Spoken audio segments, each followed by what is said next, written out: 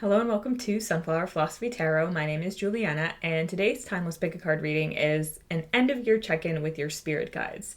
So, I do intend this to be a timeless reading, even though it is an end of year check in, because I believe that you can kind of mark the end of a year and the beginning of a new one at any time. So if it feels like it's the end of an important cycle for you and it's in the middle of a year, that's totally fine. Also, I am recording this at the end of 2025 into 2026, but I don't know if I'll do a video like this every year. So if not, then you don't need to go looking for the appropriate year for you unless you feel like that's necessary. But if you clicked on this video, chances are there's some kind of message here for you. So now, before I get into explaining the reading in more detail and the group selection, I am going to do the usual brief centering exercise that I do at the beginning of most of my pick a card readings. So if you want to stick around for that, it's just a little meditation that we do to get centered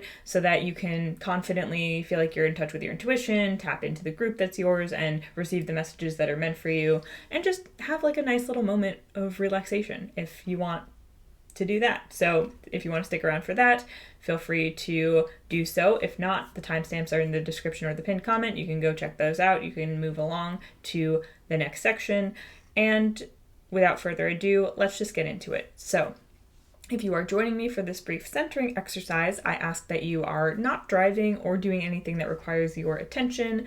Make sure that you are able to get comfortable and really engage in this exercise in the moment.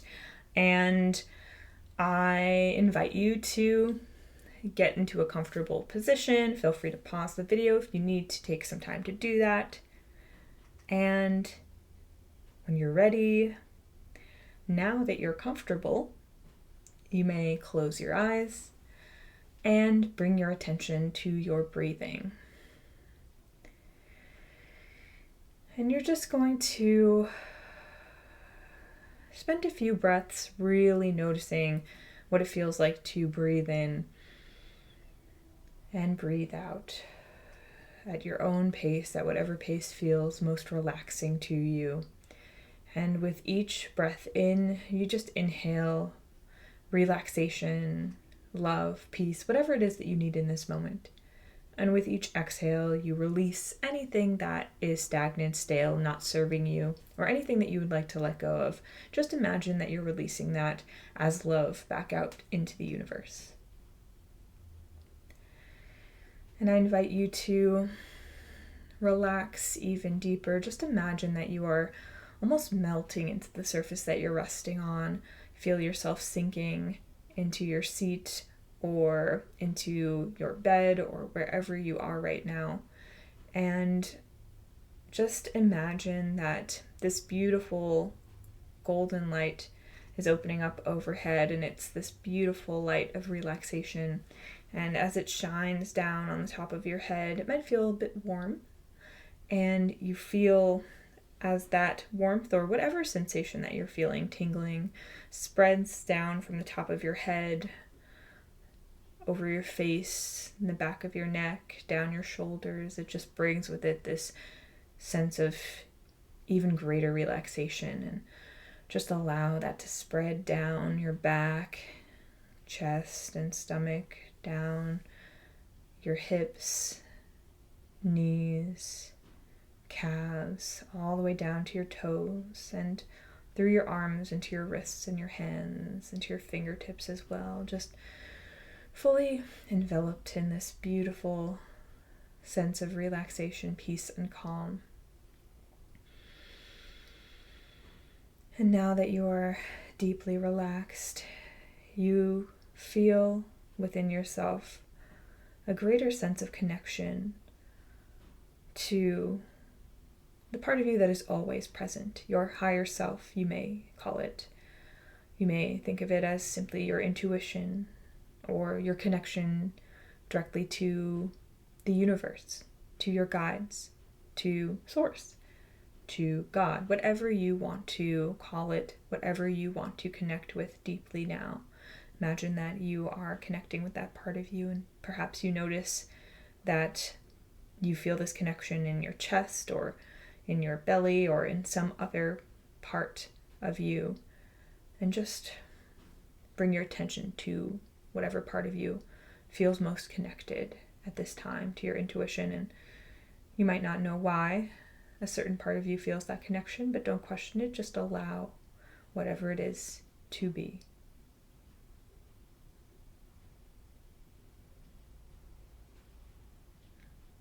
And as you allow yourself to connect deeply with your intuition, you set the intention now, whatever intention you have for this reading, but one I suggest could be the intention to align with whatever is your highest timeline. Whatever messages will align you with your highest timeline, will provide you with the clarity and the confidence you need to not only have confidence in your future, but also your past self, to see yourself in the year ahead in the most positive light that you can. You are a deeply intuitive being. You know what is meant for you. You know what is not. You trust yourself. You trust who you are and where you are in life right now. And you trust in where you're headed. You are a wonderful soul. And no matter what, know that you are so loved, so needed in this world, and so appreciated. And I thank you for your continued presence here, not only in this reading, but in this life in general. And I set the intention alongside you to connect with the messages that are aligned with the highest good of all. And now, if you would like to continue in this meditation for a little while longer, feel free to pause the video and return when you are ready to receive your reading. But for those of you who are ready to move on now, we will move on to the group selection in just a moment. Okay, thank you for joining me for the brief centering exercise. If you did, if not, also thank you for being here. Either way, I'm so happy to be doing this reading for you. As I said in the intro, I am going to do an end of year check-in, and no matter what end of year you're at, no matter what end of a cycle you're at, you can just allow this to be whatever you need to hear right now. But there is a specific breakdown I have for this reading, and I'm intending this to be kind of like a spirit guide check-in. So I'm intending to check in with your spirit guides, but you don't have to have a connection with the concept of spirit guides to also receive the messages. You can allow it to come through in whatever way makes the most sense to you. That's just the intention that I'm going to set for this reading. And I might speak as such during the reading. But how we're going to break this down is first we're going to get cards to represent highlights from this past year, things that your spirit guides want to congratulate you about, to highlight, to say, yay, look at you, you learned this, or you did this, or this happened and it was really important. Things that they want you to carry with you into your next year. Then we will clear those cards and we will reshuffle and we will get things they want to highlight for the next year, themes that are going to come up for you, things that they want to prepare you for. Keeping in mind that you don't have to know everything, and you probably don't want to know everything about what's coming up for you in any segment of your life, but we're setting the intention that whatever we're connecting with in this section of the reading will be things that your guides do want you to know about, to keep in mind, to highlight for you, to either reassure you about or give you a heads up about, so that you can be prepared for your next year.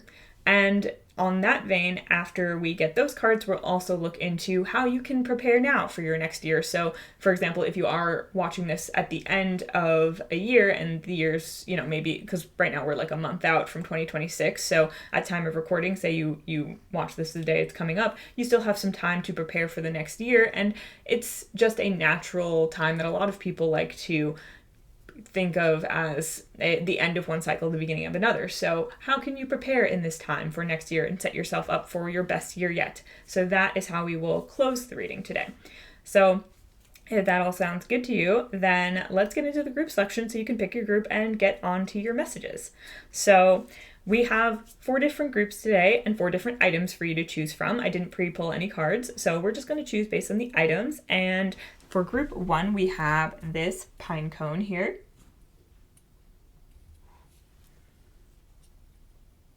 For group number 2, we have this horseshoe.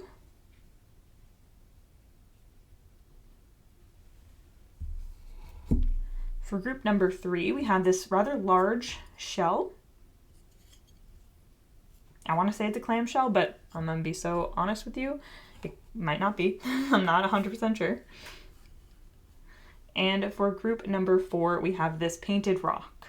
So it's painted on this side with like this blue, and then I also did a different design in multicolors on the back. So this is your painted rock for group 4. And those are your groups. So take all the time you need to choose your reading. And as always, you can always choose a group and decide it's not for you and pick a different one. Or you can choose more than one group and perhaps there's more than one message, more than one group that has a message for you about your past year and your future year. Whatever makes the most sense to your intuition, whatever is coming up for you, trust that. You know what you're about and take the messages that resonate with you, leave anything that doesn't for everyone else. And I will see you over in your reading. Hi, group 1. If you selected the pine cone, then this is your reading all about your end of year check-in with your spirit guides. So as I mentioned in the group selection, first I'm going to pull some cards to represent highlights from this past year, things that your spirit guides want to congratulate you about, to bring up one last time before you move into your next year, anything that they want you to bring into the next year with you.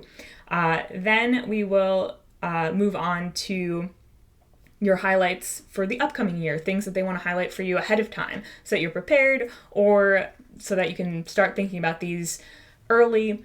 And then we will get messages for how you can prepare for the next year, anything that you can prepare. So for your highlights, we will be pulling from the Astro Oracle card deck. And we will be clarifying with the Mary L. Tarot deck. And then for your messages on how you can prepare for the next year, we will be getting some Feathered Omens Oracle cards. I'm debating whether I'm going to pull a quote card as well, as I like to do to close out the reading, but we'll see when we get there because this might be a hefty one. So let's just get right into it then. Let's not waste any more time. So I'm going to start by pulling 5 cards to represent things that your spirit guides want to highlight from this past year, whether that year is 2025 or another year, or you're just in the middle of a year and you're marking this as your own personal new year. You could even use this around your birthday as well. Sometimes I like to think of that as a personal new year. Now, for group 1, let's tap into group 1 spirit guides. Group 1 spirit guides, I'm actually going to take this card. I didn't even ask the question yet, but I'm going to take this card. What are things that you want to highlight from this past year for group 1? What are things that you want to bring up and highlight from this past year for group 1? Okay, we've got 21, Venus, Beloved, 2, Taurus, Cultivate, 23, Jupiter, Abundance, and then we've got 2 more cards. 49, 11th house, Community. And, all right, 1, Aries, Act. So let me just make sure these cards are all in frame here. There we go.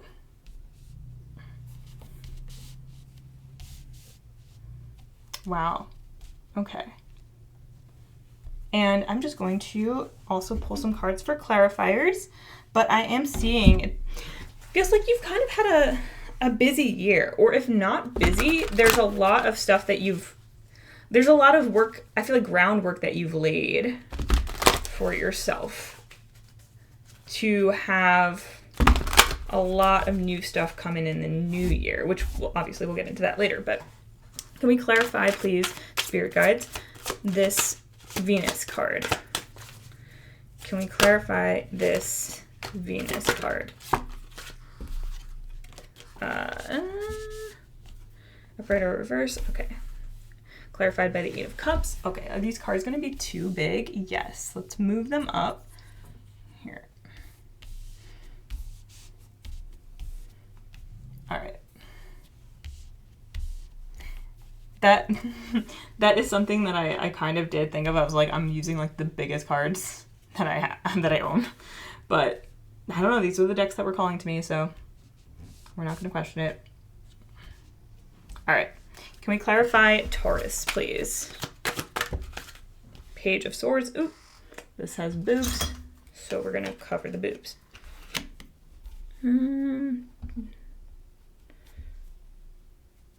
Okay. Can we clarify Jupiter, please? Let's clarify Jupiter. 2 cards. We have 10 of Cups and Justice.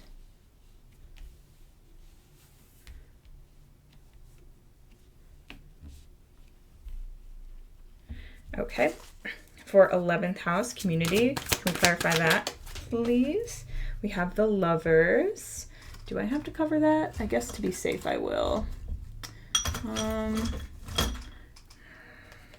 Just like a bit of boob here on the side. Okay. Side boob. All right, let's cover that. All right, and last but not least, let's clarify Aries, please. 5 of Wands. Awesome. Okay, thank you. Okay, group 1. What are the highlights of your year, your past year? So first things first, with Venus and Beloved coming out, for some of you, I feel like this is literally about a lover. Lover is the word that came through. Or a loved one in your life. Perhaps for some of you, this is specifically about a romantic relationship. I am getting with the 8 of Cups that either you have walked away from someone in your life that was maybe in your life for a long time, that was a cycle that needed to end, was something that you needed to do in order to bring in new, fresh opportunities, new, fresh people into your life. And that is something that was perhaps difficult in a lot of circumstances for a lot of you, but your spirit guides want to highlight that because that was a huge, important, life-changing decision that obviously was a good thing in the long run. That's the sense that I'm getting. But if that specific storyline doesn't resonate for you, I'm also getting the storyline of someone who perhaps entered a new cycle in romantic relationships. So either you started a new relationship, or you started dating, or perhaps you even stopped dating. Perhaps you decided that you were comfortable on your own, but there's some way in which your romantic life, a decision that you made in your romantic life, is being highlighted, and you're being congratulated on whatever decision you made there. And I feel like no matter whether you are staying with someone, walking away from someone, entering a new situation, remaining single, whatever the case is, there's a decision that you made. Like, you made a specific decision to either pursue something, leave something, or what have you. And whatever decision you made was part of your journey of leaving behind toxic or negative cycles, whether in relationships or specifically within you, in your mind, in the way that you relate to your emotions, to other people. And this is setting you up for, and perhaps has already begun to invite in deeper, more fulfilling relationships with others and with yourself, and deeper experiences in love. And I feel like this is something that's already begun occurring in the year that we are talking about, your previous year. One thing I will say is that this feels like a theme, and this could be the case for a lot of the readings, but a lot of these themes, if they're really big, may carry over from this year to next year and will still be a prominent part of your experience. It's just that your experience with them might shift over the next year. But yeah, it feels like you just made like a really important move when it comes to your romantic life in some way. That's helping you. You're strengthening your sense of self, your relationship with yourself, through whatever decision you made here. And your spirit guides are really excited about it, I feel like. And then with Taurus and the Page of Swords, cultivate. I feel like it's probably related to the previous message, but I feel like this is also in a very general sense in your life, there's a sense that you have begun to hone in more on what you truly want and what you truly want to create in your life. And you are learning how to express that, how to embody that, how to vocalize what it is that you truly want, to yourself, maybe also to others. And because it's the Page of Swords, it feels like this is in a new way that you haven't tried before, or you're only just now really learning what it is that you actually truly want, and setting your sights in that direction. Because with Cultivate here, it feels like you have just begun some kind of new journey. Maybe you started a new business or a new career. Maybe you started a new creative project, or started a new, even it could be a workout regimen. It could be something related as well to your self-expression, a new sense of fashion. But whatever it is, it feels like you're experimenting with what it is that you truly want, and realizing that there are some things that you thought you wanted that you didn't, but also maybe that there are things that you wanted in the past that don't suit you anymore. And for some of you, I also feel like you maybe never really asked yourself what you truly wanted before this year. And this is the year that you really started to think consciously about what you truly want and how you can create it in this life. And that's the most important thing. I feel like there's a sense of you actually setting your sights on things that you want, and learning about and thinking about how you can begin to ground them in your reality. And for a lot of you, I feel like you haven't necessarily fully grounded things that you want, but you've started asking the question, and you've started considering the strategies that you could use to bring certain things into your life. Like, you're really starting to step into your power as a manifester, for those of you who resonate with the idea of manifestation. But even if you don't, just the idea that you can create a reality that you want to live in, you're starting to open your eyes to that possibility on a deeper level, and actually take steps towards creating that for yourself. First and foremost, by acknowledging that, by being honest with yourself about what you want and focusing more on that than what you don't want, which is really cool. And your spirit guides are like, yes, keep that up, because we also have Jupiter with abundance. So there's some kind of expansion that's happened for you this year. And with 10 of Cups and Justice, I feel like there's an expansion. Honestly, piggybacking off that last message, there's an expansion around what you believe is possible for yourself. You've expanded your horizons. You have started asking for more for your future and for your present. But for your future, I feel like you are setting up for dreams that are long term. This feels like a year where you really started to consider long-term possibilities and goals for yourself in a real way, in a way that you might not have before. So your spirit guides are really excited about this, because I also feel like there's an optimism here that has been renewed or has been expanded upon. Maybe you have had some difficult years where you have had trouble being optimistic about your future, but it feels like this past year you have tapped into more optimism than you had before, and have been able to see how things can grow and change for the better in your experience. And you're just looking to the future with more in mind, with your growth in mind. And I don't know that all of you would resonate with this, but there's definitely a subset of you in this group that honestly I feel like this is very new for, that you might just not have had a lot of focus on your future. And maybe for some of you, you had a very cynical view of the future that has shifted. You're turning that around, and you're starting to say, wait a second, if I want a different future, if I want a better future, if I want something that looks different than the present, I have to act as if it's possible first. I have to move in a way that invites that possibility into my life. And you're starting to do that. And that sounds really cool, and I'm getting this feeling like it's going to snowball even more and more as the years go on. Like, this is something that's going to, you've started the momentum, and it's picking up steam, and it's going to continue to grow for you in a positive way, where you're going to continually feel more and more open to the possibilities and open to bigger and bigger dreams.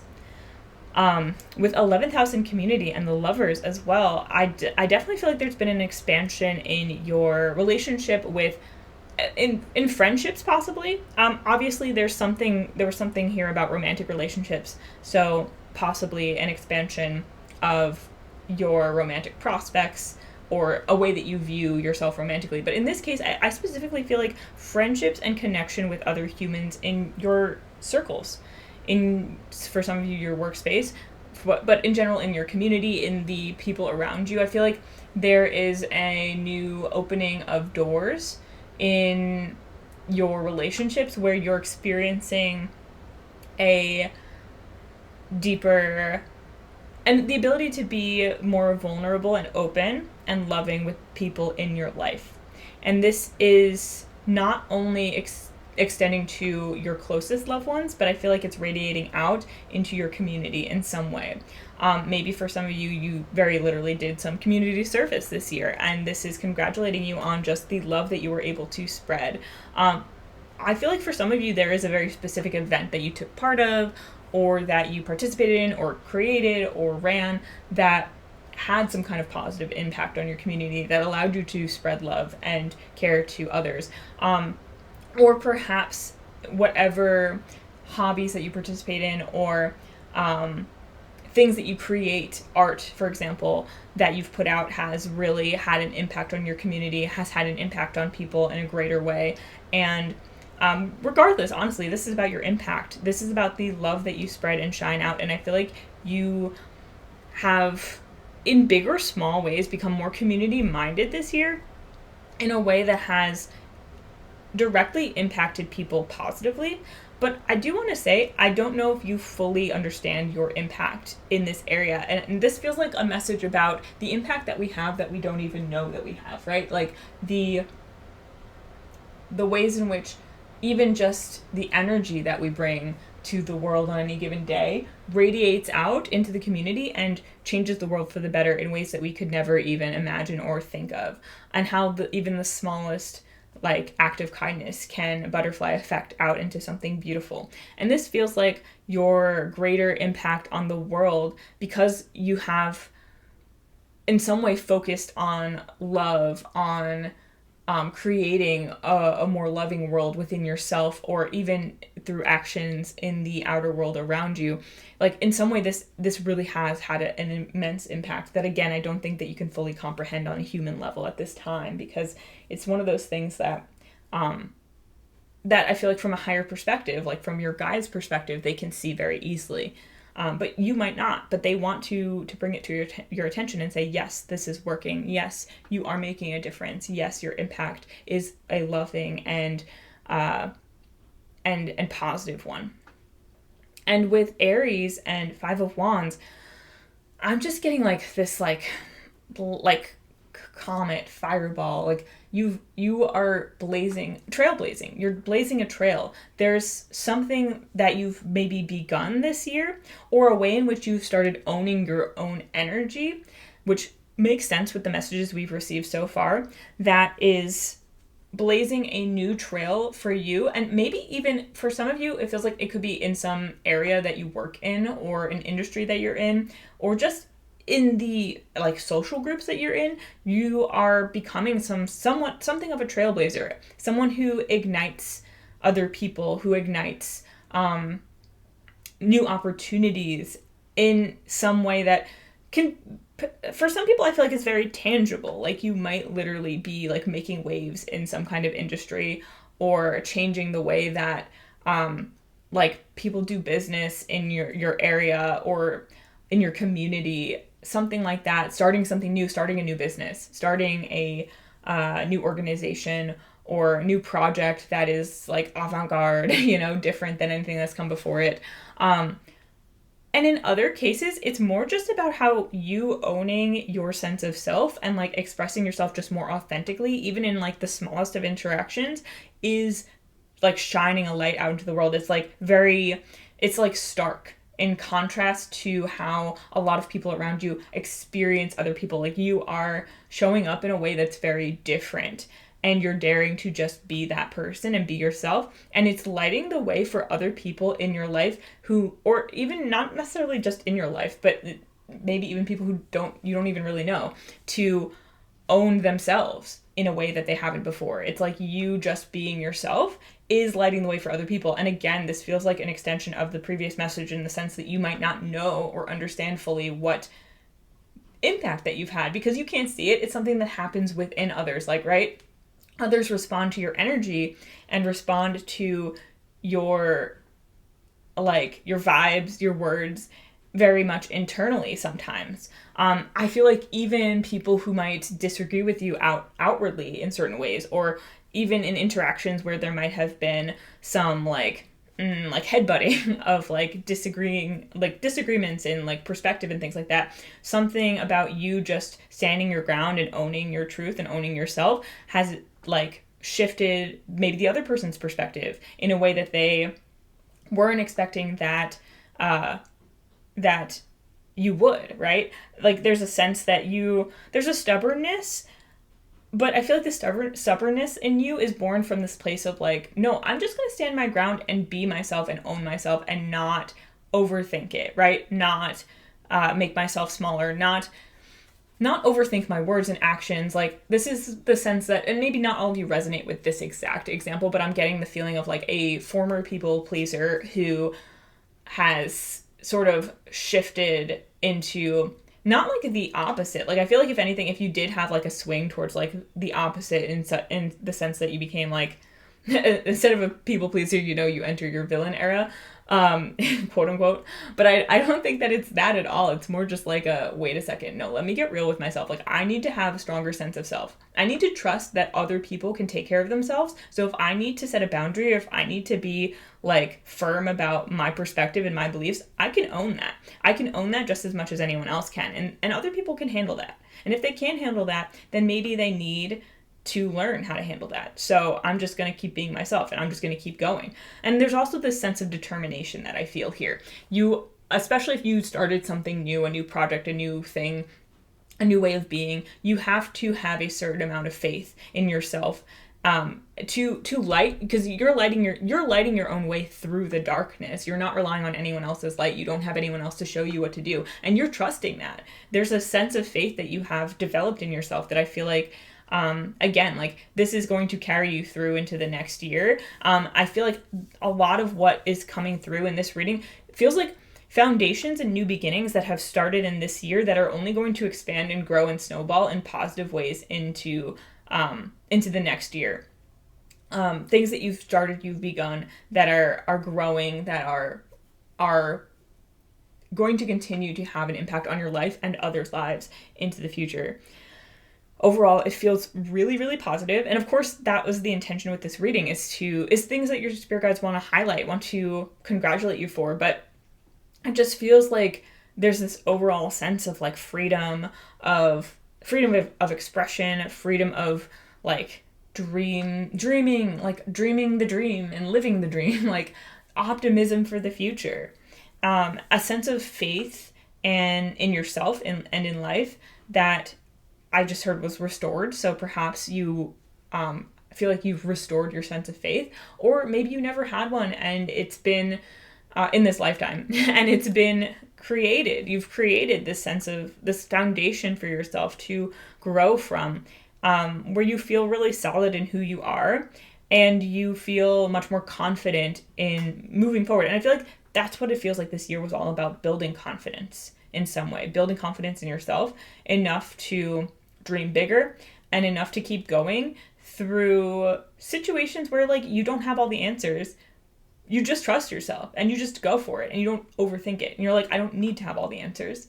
I just trust myself. And that, iconic. We love this energy. I love this energy. So, excellent. Okay. So yeah, that's all for this section. So we're going to move on to your next year, things that your spirit guides want to highlight for your upcoming year.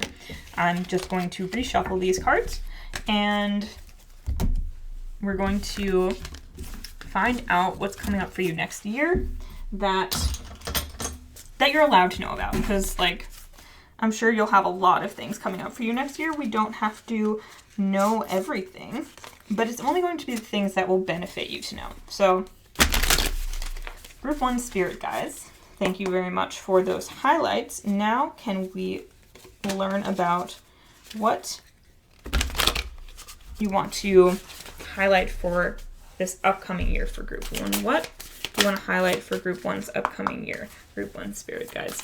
What do you want to highlight? What themes is coming up? Oh, 11th house community in reverse now. Let me just... Yeah, reversed? Yeah, reversed. Okay. Interesting, because obviously that came out upright just before. All right, Group 1 Spirit Guides. What do you want to highlight for Group 1 this year? No, that's too many cards all at once. What else do you want to highlight for Group 1's upcoming year, please? Wow.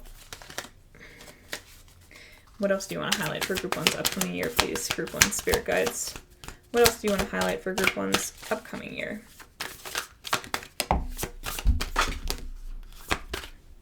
Okay. You know what? We have Sagittarius, Expand, Progressions, Journey. Okay. We have Jupiter again. Is this upright or reversed? Okay. We'll take that upright. Okay, so honestly, I feel like these cards all together form a message. And then let's get one more card, because I feel like there's a pretty clear message. Okay, we got two more cards. But there's a pretty clear message coming through here. All right, let me keep these all in frame, huh? Chiron, Heal, Second House, Resources. Ooh, okay. All right. So while I intended 5 cards, honestly, I think we have enough here, but these 3 in the middle here, I feel like all go together. So, all right. So I don't even know if I need to clarify these, but I will. I will. As I shuffle this, though, the first thing I want to say is there's definitely a continuation and expansion on the journey that you've already begun in this past year. So a lot of the themes that we already talked about are just going to grow and expand and continue their momentum in your new year, which I feel like is probably something that you're happy to hear, because there's a lot of good stuff that started this past year that I feel like you want to continue. And I feel like there was this sense that you, again, like there's this optimism and hope for the future. Like you want to continue to expand on your growth that you've begun in this year, and you will. You are. That is happening for you. But let's get some clarifiers. So can we clarify this 11th house in reverse, please? Spirit guides, let's clarify this 11th house in reverse. 3 of Wands in reverse. Interesting. All right, let's clarify Sagittarius, please. The Lovers in reverse. Wait. Even though it's upside down, I'm just still gonna... can we clarify Progressions, Journey?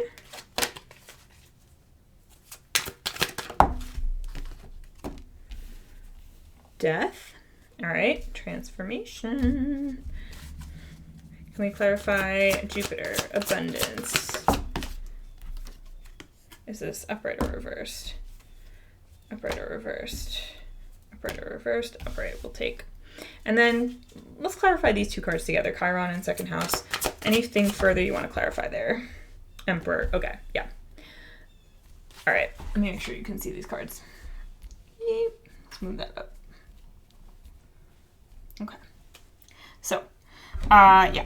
First of all, like I said, definitely expanding on the themes that we already explored in this past year. Your sense of... Well, actually, let's start over here with 11th house in reverse and 3 of Wands in reverse. So, community in reverse and 3 of Wands in reverse. I feel like there is... Ooh. Okay. This is interesting because it's kind of letting you know about something that you don't see coming.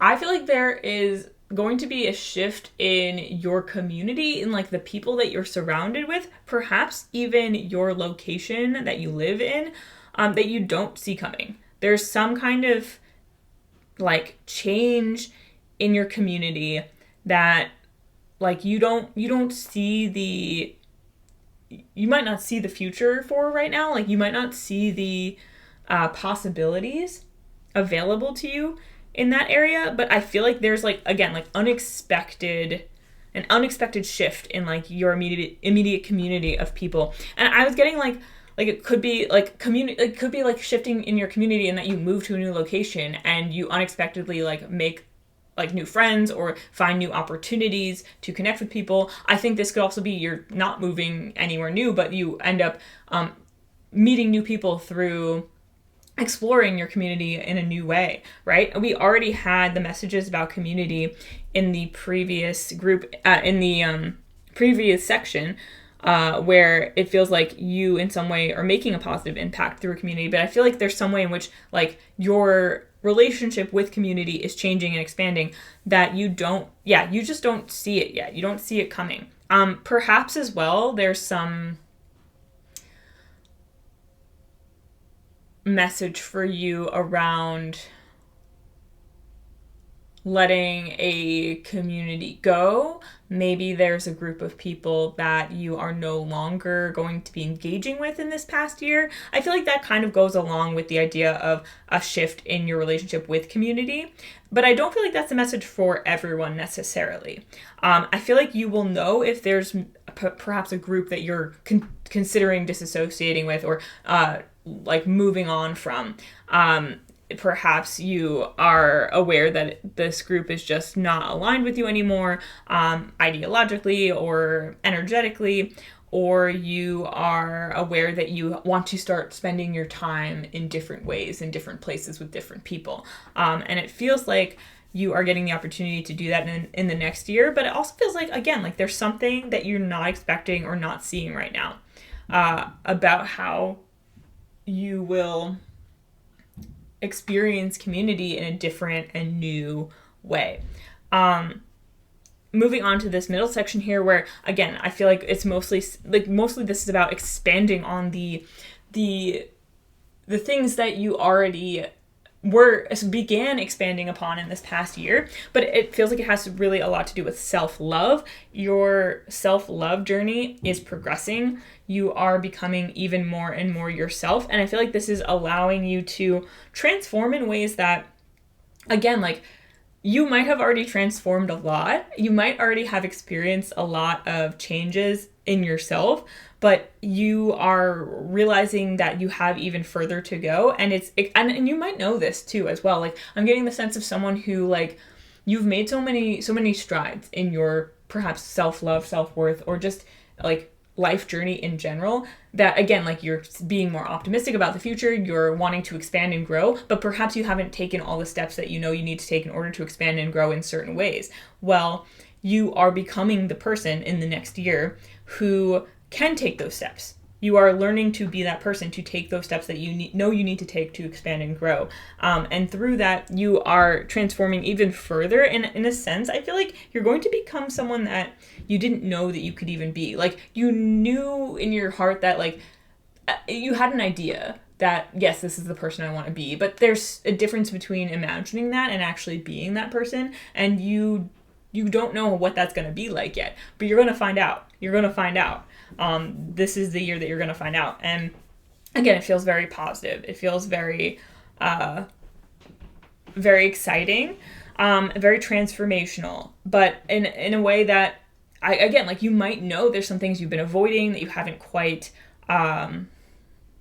allowed yourself to do yet. Like I'm getting, I'm thinking of someone who knows that if they want to expand in their career in a certain way, they have to perhaps like go back to school or take a certain course or move to a new company, move to a different position, apply for a new role. And there hasn't been enough confidence to do that yet. But again, as you have expanded your vision for your future, you've realized that you're almost ready.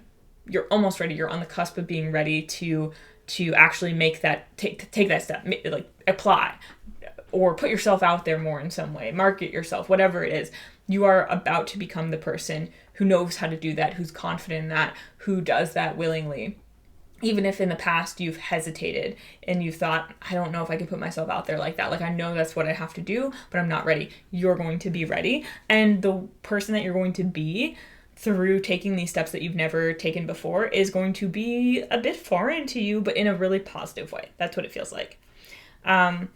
So with Jupiter in abundance as well, again, more expansion, definitely like expansion in your abundance, but with the Four of Cups here, again, there's like this sense of not fully seeing how abundance can come into your life more significantly. And this doesn't have to be like financial abundance. This could be about even just your general like dreams and plans for the future. Like, you have expanded your view, your vision of what you want, but you're not quite sure how it's going to happen. And that's not really for you to figure out.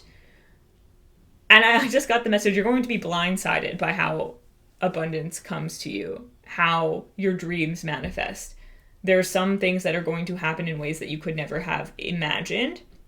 And there's also some ways in which you are going to, as you grow and transform as this into this new person who takes the steps that you might have avoided in the past, you are going to, this upcoming year is really about finally no longer avoiding the things that you know that you need to do to live your dream. And you are learning how to do that. And that is also bringing in opportunities into your life that you couldn't have imagined before. And naturally leading you to more opportunities, more finances, more love, whatever it is that you are really expanding in your life in this upcoming year. And it could be all of those things. But speaking of finances, Chiron and second house heal resources with the Emperor clarifying. There is definitely a healing going on around your sense of self-worth that I feel like is directly as well tied to your finances. And plain and simple, I feel like you are, if you've struggled with financial stability, this is a year where you're really going to be starting to step more into that. Like, you're starting to, it feels like with the Emperor, like you're building a platform, you're building a better situation for yourself. So perhaps for some of you, this is, and when I'm saying this, like, all of these messages are coming through as if like they're pretty, like, set in stone is the word that's coming to me, but I don't like to be predictive in the way where I say things are set in stone. This is, to me, where the energies are at right now. And what I'm getting from your guides, though, is that this is honestly very likely the trajectory you will continue upon. So if this all sounds good to you and sounds true and is resonating, you can start to take the steps now that you know you need to take, right? If you resonate with it, with things that you've been avoiding, you can choose to step into that now. You don't have to wait until next year if you're not in the next year yet, right? But you also don't have to overthink it. I do feel like you are already on this trajectory. Just keep doing what you're doing, and know when you have opportunities that you would have balked at before, like, it is time to make those moves. And I was just getting the specific message with the Emperor, with your finances, your resources, healing, and like, if there are things that you know you can do to like work on your investments, work on like creating a better financial situation for yourself, if there's education you can engage with, if there are things that you just like, if you've been avoiding looking at your bank account because you're afraid of what you'll see, stop doing that, right? Like, you're ready to step into that feeling a sense of control. Honestly, this feels like financial independence, financial stability. And for those of you who already have that in your life, it doesn't have to be financial specifically. It could be in another form of like, okay, what I'm getting is with heal and resources, like, there is some way in your life where you had been experiencing lack perpetually. For a lot of you, I just feel like it's very literally finances. But for others of you, if it's not lacking finances, it's like lacking love or friendship or some other resource in your life, something else that you perceive that you don't have, that you're healing whatever it is that has been preventing you from seeing the value that is open to you, available to you, the finances that are available to you, the love that's available to you, the friendships that's available to you, the networking opportunities that are available to you, like all these different resources that you once perhaps didn't feel like you were worthy of, whatever it is, you are starting to, you're opening yourself up to them. You are creating a stable center of like self-worth and security within yourself that's inviting more of these opportunities, more of these resources in. You're healing that wound, whatever it was that prevented you from connecting with more resources of whatever it was that you were lacking. And I feel like you're really stepping into your power in this upcoming year. With this Emperor card, the Emperor has this like dragonfly tattoo on his head. And, okay, I am not an expert on dragonflies. But one thing I do believe that dragonflies, one feature of dragonflies that I believe I'm remembering correctly is, it's what's coming to me now. So if it resonates, it resonates. It's still the message that's meant to come through, even if it's not fully accurate biologically. But what I know of dragonflies is that they are kind of like born in the water, and then once they like grow wings and turn into a dragonfly, they leave the water and they fly around and they never land. They never come back to the water. Like they never return to the water. So they transform from their first home, they leave that home, and they never return.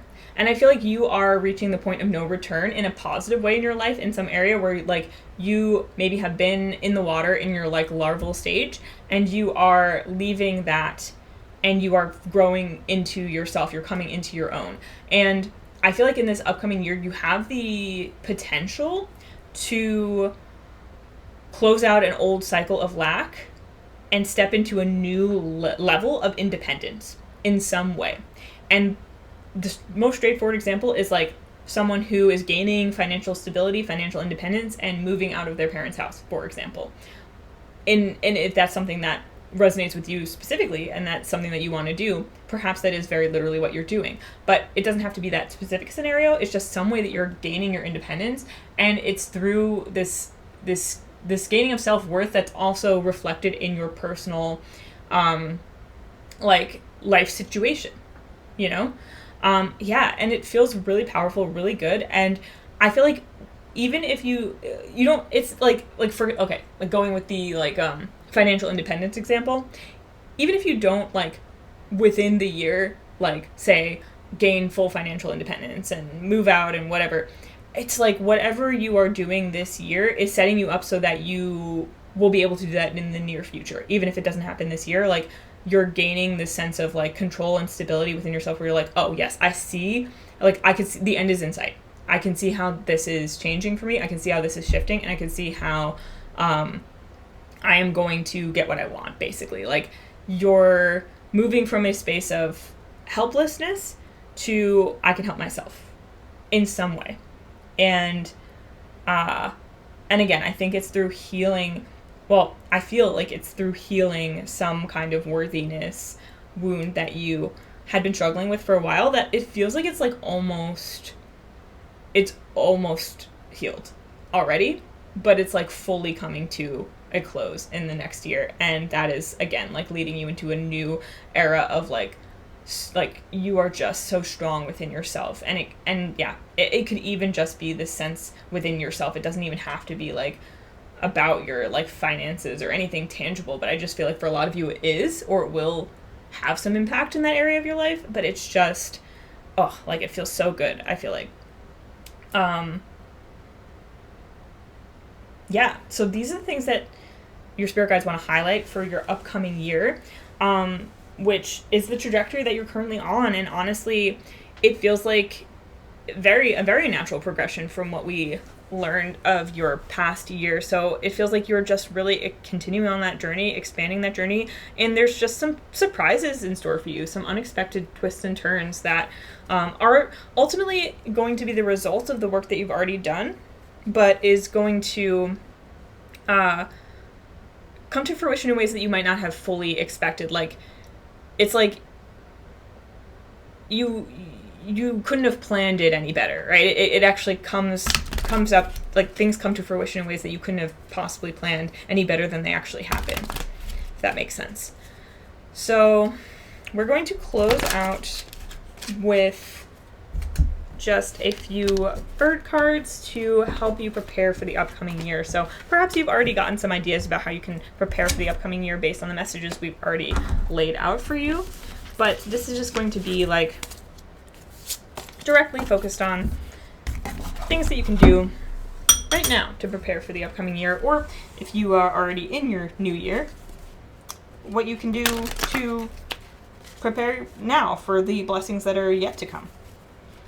So, spirit guides, last but not least, let's close out with messages on how Group 1 can prepare for this upcoming year. How can Group 1 prepare for this upcoming year, please? Raven. And do we have any other cards here? I'll give it one more shuffle. Okay. And Crow. Huh, interesting. Raven and Crow. Two birds that I associate with one another. And most people probably do too. Alright, so we have Raven, things are shape-shifting, and Crow, help with the unexpected. Well, look at that. What did I say about this in this previous reading, in the previous section, when we were talking about things that are unexpected happening? This is, honestly, I feel like if anything that you can do, if there's anything you can do to prepare for the upcoming year, it is to just accept and expect the unexpected. Allow yourself to relax into the idea that life is full of surprises, and maintain a degree of optimism about surprises. Like, if there's anything you can do, like, to mentally prepare, just like mentally prepare for the idea that, like, the unknown might seem scary to, like, our lizard brain, you know, like our amygdala is like, whoa, unknown, that's death, right? But remember, the death card came out, it's in a very positive way. It's also about transformation. Yes, there might be an element of fear in transformation, but ultimately, like, there's a lot of the surprises that are in store for you are actually very positive. And so you're aligning with the idea that surprises and the unknown can be exciting and mysterious in a way that's fun and ultimately very rewarding. And I'm going to just read from the book for each of these. Ooh. Raven. Things are shape-shifting. Yeah, things are changing. You are shape-shifting. Like the devil, the raven has a tremendous amount of mixed lore and interpretations associated with it. It has been a bird of birth and of death, of magic and mysticism. Yeah, what we were just saying about, like, the death card, transformation. Like, and I feel like you are prepared, you're more prepared than you were before for, like, the unknown and the unexpected. But again, it's just, like, reinforcing that for you and encouraging you to continue to align yourself with the idea that, like, the unexpected and the mysterious is exciting. Doors, when the raven appears, it is time to bring some light into the darkness wherever it may exist in your life. Doors are opening between worlds. Things are shape-shifting around you and are not what they appear. Now is the time for you to take action and not wait for others to do so for you. Yes, ravens are playful and excellent tool users, thus reminding you that you alone are responsible for what you accomplish. You must put forth the efforts, adapting the tools available to you at the time. Although the doors are opening for your life to begin changing, Raven's appearance reminds you that the course of changing your life lays in your own efforts. You must be your own light in the dark. You must take the lead. If you do, Raven promises opportunities for you to become the magician or enchantress of your life right now, but it's up to your own efforts. The magic has awakened, and now you must find a way of giving expression to it. If you do, your life will change for the better, and in a few surprising ways. Yes, exactly. So, and then this feels like naturally what you've already been doing. You're just continuing what you already started in this past year. Taking charge of your life, stepping up and taking responsibility for the things that happen in your life. This really feels like a shift out of like victim mentality. I don't want to say that like because it's maybe that's not been like a huge theme of your life. I mean, maybe it has. Either way, like though there's this shift from why me to what am I going to do about it? Like I'm empowered here. I can do what I need to do to make the situation better. I'm going to use the resources I have to make sure that this works out for me. It's just you taking the reins of your life and feeling really empowered, which is exciting. And this is honestly just telling you to continue to do that, to revel in the idea that life is in your own hands rather than feeling scared by that. Yeah, because you can trust yourself. And help with the unexpected. With a striking black color, crows are closely related to the raven and are part of the corvine family of birds. Black is the color of night and the womb of creation, a maternal color. It is out of the black darkness of night that new is born. The black night gives birth to a new day. Crow's appearance here is a sign of unexpected help with problems and obstacles, bringing relief. Crows do what is called mobbing, a gathering together to drive off predators such as hawks and especially owls. They know that if an owl, for example, finds their night roosting area, it will return in the dark when they are unable to do anything about it. The appearance of crows suggests that that group rather than solitary activities are more likely to succeed. Its appearance now is a warning not to try to tackle problems, difficulties, and threats on your own. Call out for some help. Get some assistance. Take advantage of any offers of help at this time. It is essential to your success.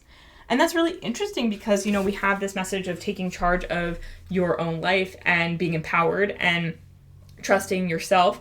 But this is also reminding you that that's not at the expense of accepting help from others and working with other people. I feel like this is your guides definitely coming through to let you know that they're here to help you and you can call on them. But it's also letting you know that you can count on others in your life as well. And because the community card did come out twice, both upright and in reverse, it feels like there is a sense that that you can rely on your community, that you can open up to your community, that there are people in your life who may have resources or insight that will help you at this time, and you can trust in that. And this is overall just, I feel like you've already been preparing yourself for the new cycle that's coming up, so this is letting you know to keep it up, and also to trust in the help that is around you in moments where you feel like unprepared or you're questioning things. Like there are people with wisdom, there are also your guides here that you can connect with, and ask questions that you have, ask for help, and know that like there is so much empowerment in asking for help and in trusting those around you to help you, and in trusting knowing who you can trust, and in trusting yourself to know who you can trust. And I just heard you've got the sauce. So I don't know what that means, but you've got the sauce. It feels like you're in a really good place, and you are going to continue to expand on that and see the results of the really good place that you're in change your life into the next year. And I honestly feel like in broad strokes, a lot of the changes that are happening in your life are expected because you have this vision of the future now. But I feel like the way that it's going to come about is unexpected. There will be bumps in the road, or things that appear to be bumps in the road, that are actually leading you to the perfect resolution or to the perfect space to be in to make those dreams come into fruition. And you're just aligning more and more with your own center that is going to allow you to navigate that with ease and navigate that with confidence. Amazing. And yeah, honestly, that's pretty long and pretty in-depth, so I feel like we're just going to end it there. I feel like, honestly, Raven and Crow really just summed that up beautifully. So I hope that you enjoyed this reading, group one. Thank you so much for watching. Please like, comment, subscribe. I would love to hear how this resonated. I would love to hear about like any resolutions you have for the upcoming year, or any reflections you have on this past year. If you'd like to share them, please comment below. And if you're interested in personal readings, of course, check out sunflowerphilosophy.com. Links are in the description. And also, my mom and I are certified consulting hypnotists. So if you want to engage any hypnosis services with us, feel free to also check that out at our link in the description. Thanks again for watching. Have a wonderful life and a wonderful upcoming year, and I will see you in another reading again sometime very soon. Bye! Hi, Group 2. If you selected the horseshoe, then you're in the right place, and this is your reading, which is an end-of-year check-in from your spirit guides. As I mentioned in the intro or group selection, we're just going to break this down into a few different sections. The first one is going to be looking at things that your spirit guides want to highlight from your past year that you just had, that you're coming out of. And I also mentioned, like, this doesn't have to be the end of like a traditional new year. It could be your own personal new year, or whatever time you're listening to this, the end of like one cycle into another, however you want to do this. Your birthday, doesn't matter. But highlights from the past year that you've been through, and then we'll be looking at things that they want to highlight about your upcoming year, things that they can tell you that maybe you want to be prepared for, you just want to know that you're going to be exploring, that would be helpful for you and in your best interest, right? Because we don't need to know everything that's coming up. And then we are going to just pull a couple of bird cards to, they're called Feathered Omens Oracle cards, to get advice on how you can prepare now for this upcoming year. So we're going to use the Astral Oracle cards, and then we're going to clarify those with the Mary L. Tarot. So let's just get right into it, Group 2, and look at your past year, things that your spirit guides want to highlight about this past year for you. So, what is the first theme? Alliance, conjunction, number 51. What is the next theme that you want to highlight, or thing that you want to highlight from Group 2's past year? We have, is this upright or reversed? We'll do upright. We have Imum Kohli with root.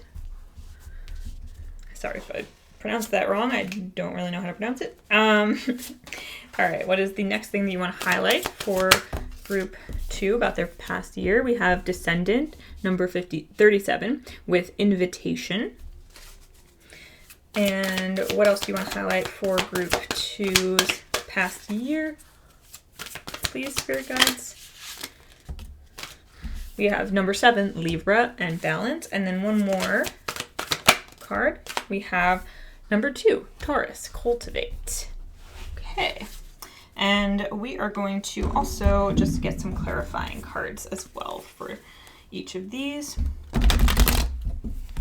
So for Group 2, can we clarify this conjunction card, please? We have the 5 of Cups. Can we clarify Imum Kohli, please? Ooh, we've got some nudity. So let's cover that up.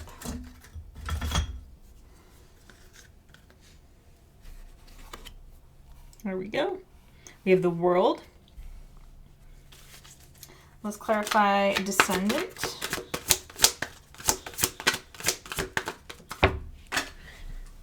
We have the 5 of Wands. Is this upright? Ooh, that almost hit the candle. That's not good. Upright or reverse? We have reverse. Okay. Invitation, 5 of Wands, reverse. Okay. Oop. We have Libra and balance. How can we clarify this? Death and Taurus. Let's clarify Taurus. Oop. We have the 4 of Cups. Okay. Group 2. Highlights from your past year, this past year that you've gone through. Okay.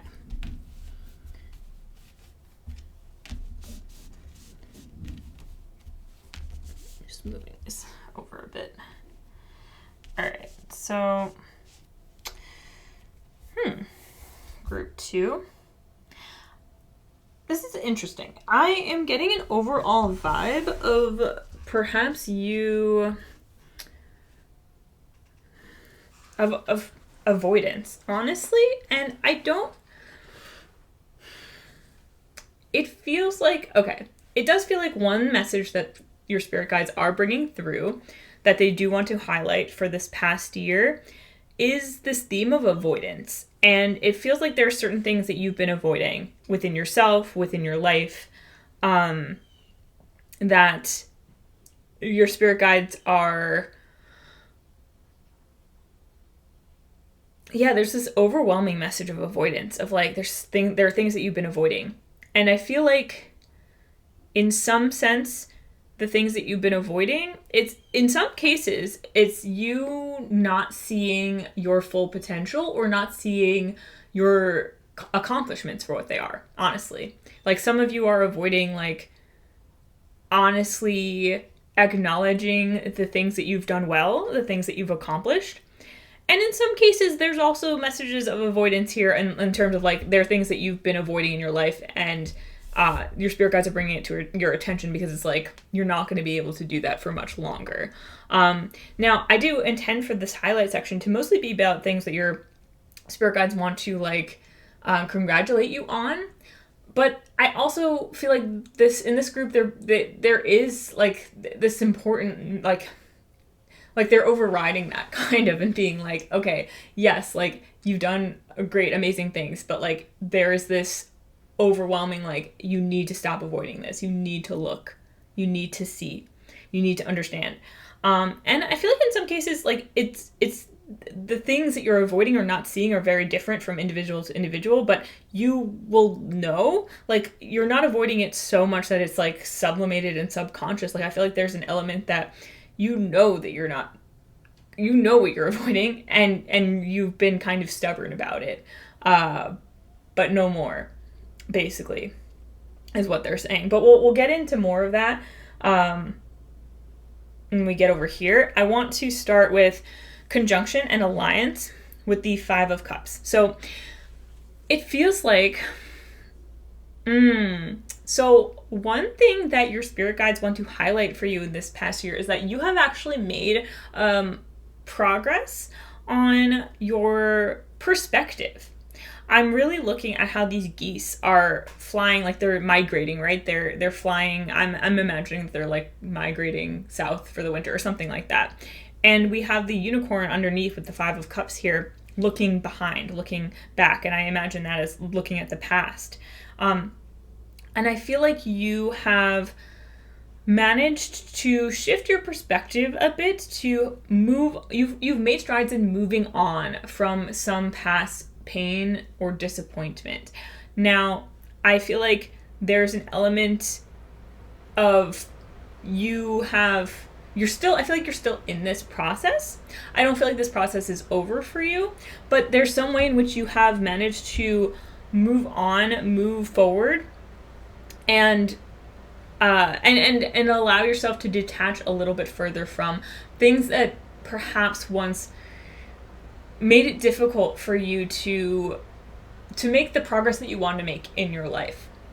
In fact, with Root and the World here, I really feel like you in some way, like, reached the root of some issue and managed to close out a pretty significant cycle for yourself. Actually, I feel like this is something that you aren't even fully aware of, because there's an element here in this group of being really hard on yourself and expecting yourself to be, it's funny because it's almost like you expect yourself to be, quote unquote, like, better than where you're at now. But yet at the same time, there's a feeling of, like, not being willing to actually take the steps that you know you would need to take in order to, like, get better. And when I say get better, like, it could be mentally, emotionally, moving on from certain things. It could be psychologically. It could be, like, getting better at something in your life, like, skills-wise. But regardless, in spite of your resistance to actually, like, taking these steps, you have managed to close out a significant cycle that I feel like you haven't fully acknowledged, or, like, I don't feel like you fully give yourself credit for the progress that you actually have made.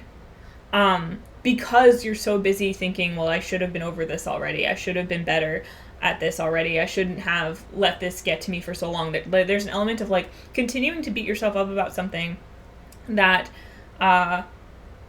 and maybe not even that like harshly, like, because again, I do feel like you did close out a cycle, so you're kind of like at the end of that cycle, and you're looking back on it and you're just like, wow, why did that take me so long? And so I feel like you're just kind of in that in between phase where you're like, it's closed out, but you're still reflecting back on it, and you still have some unresolved emotions there. Like, you're like, no, like for example, it's like, oh, I quit my job. Say this is a very specific example. It does not have to apply to you, but the idea of like, oh, I quit a job this year that I didn't like, but, and it's like you closed out that cycle. Like, good, you got to the root of the problem, and you realized maybe you even realized what was holding you to this job and where the root of the issue came from, and you like were like, okay, like, enough, I'm going to like leave this, and I know what it is that my problem has been, and I'm going to address that. But there's still this feeling of regret and disappointment about how long you stayed there, or how long it took you to realize what was actually going on, and why you found it so difficult to leave, and why you were so attached to a dynamic that wasn't healthy for you, something like that. So I feel like your spirit guides want to highlight for you, like, no, this is actually great. You did a great job. Like, you were meant to learn this, and you did. And it's not about timing. It's not about how long it takes or how short it takes. It's like you don't see it right now, but you're actually doing really well.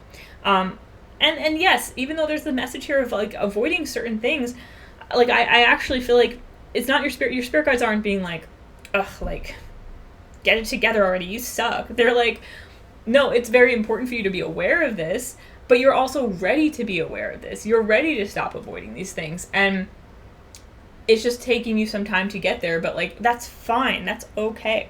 And so they want to acknowledge that like you made a really big step this year. You closed out a really big cycle. You came to some kind of awareness of some kind of root cause for a cycle in your life that was perpetuating, and you ended it, and you did it in perfect timing. And it also, it doesn't matter how long it takes, you know, like, you are where you are right now, and you're doing great, sweetie. So we have Descendant and Five of Wands reversed, invitation. So it does feel like there's some way in which you, like, I got the word initiation when I saw the Five of Wands reversed and invitation there, and it feels like there's some way in which you had an opportunity to perhaps start a new path, and you turned it down. And it was kind of like you declining to step into your future. Again, like, there's the sense of like you've moved on, but not fully, right? So it feels like you're very much in an in-between phase of like you left the old job, but you're not ready to start the new one, right? And with this message, spirit guides, is there any pressure for them to like start the new journey? Like, no. Okay. But this is highlighting for you, basically, you had an opportunity to start something new, and you were like, nope, I'm not ready. I don't want to do this yet.